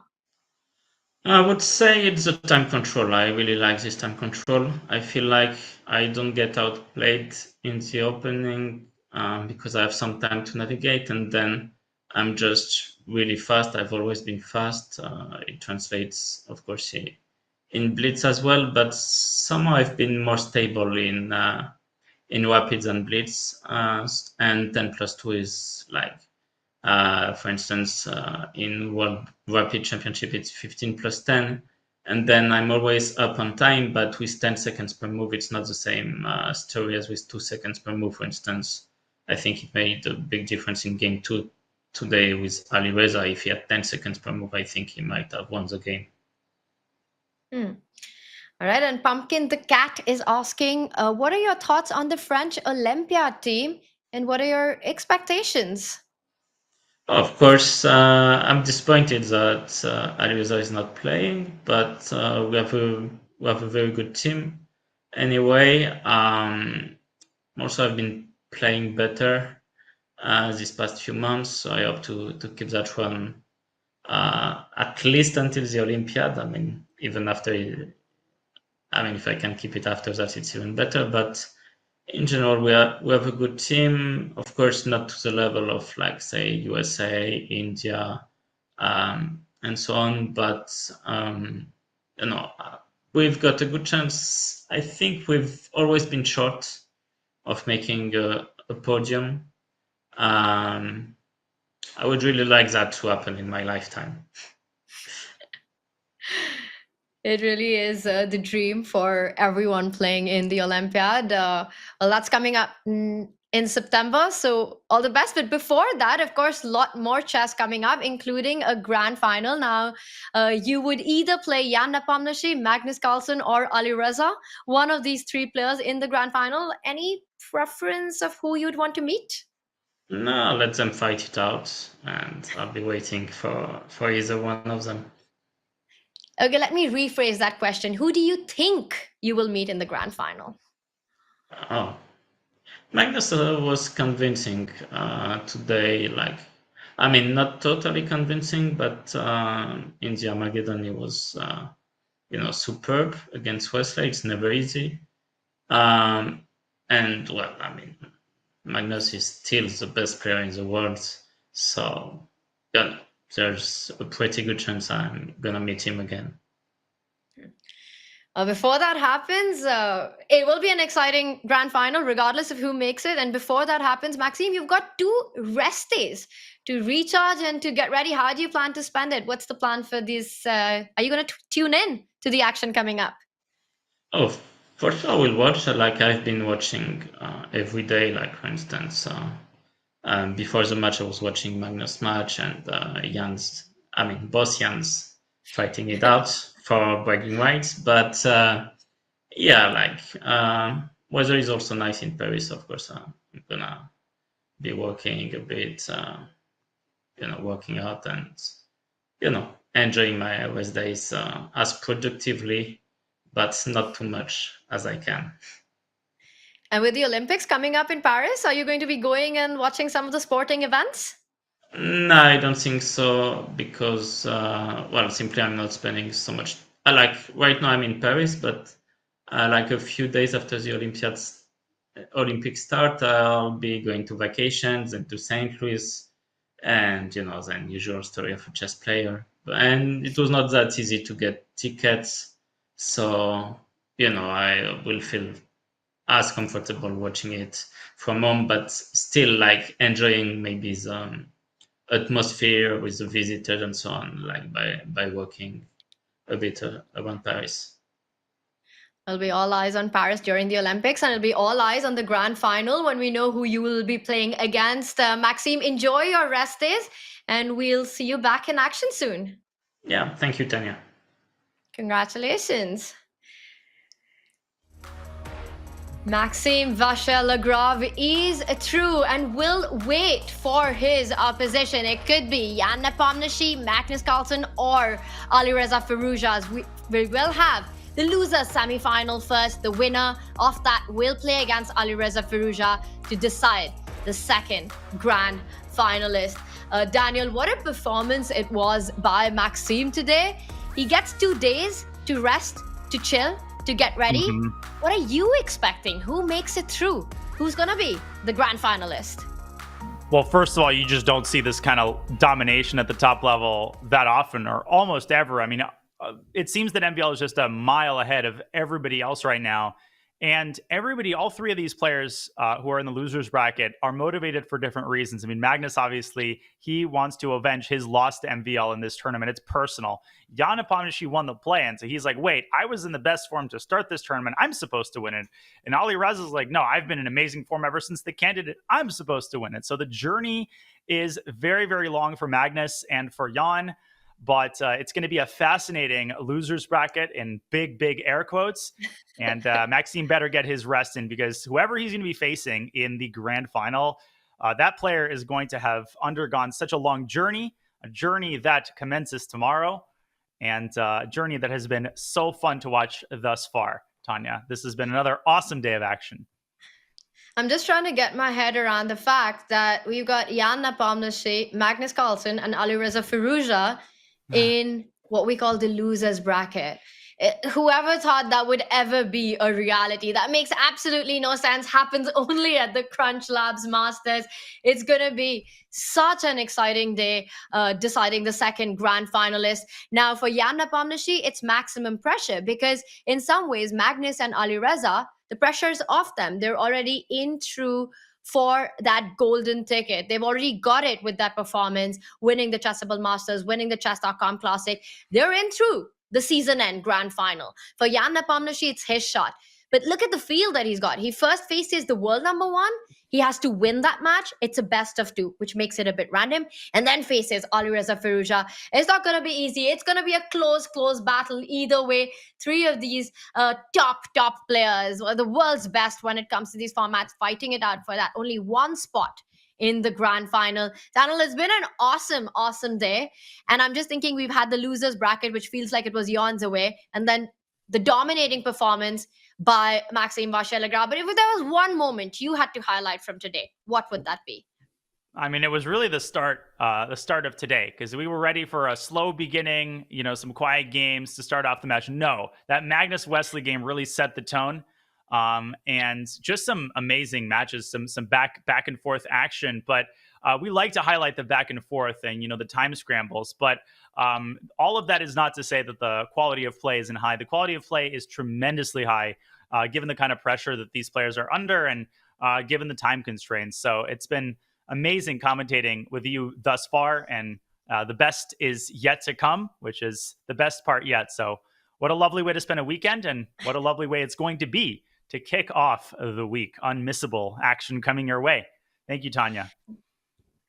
Thank you, Daniel. No Monday blues, as we will have our second grand finalist decided, and it will be a battle between Jan Nepomniachtchi, Magnus Carlsen, and Alireza Firouzja. The big question, who will face Maxime Vachier-Lagrave in that grand final for a ticket to the season end final? So much on the line for the very best in the world. The CrunchLabs Masters continue. We will see you tomorrow.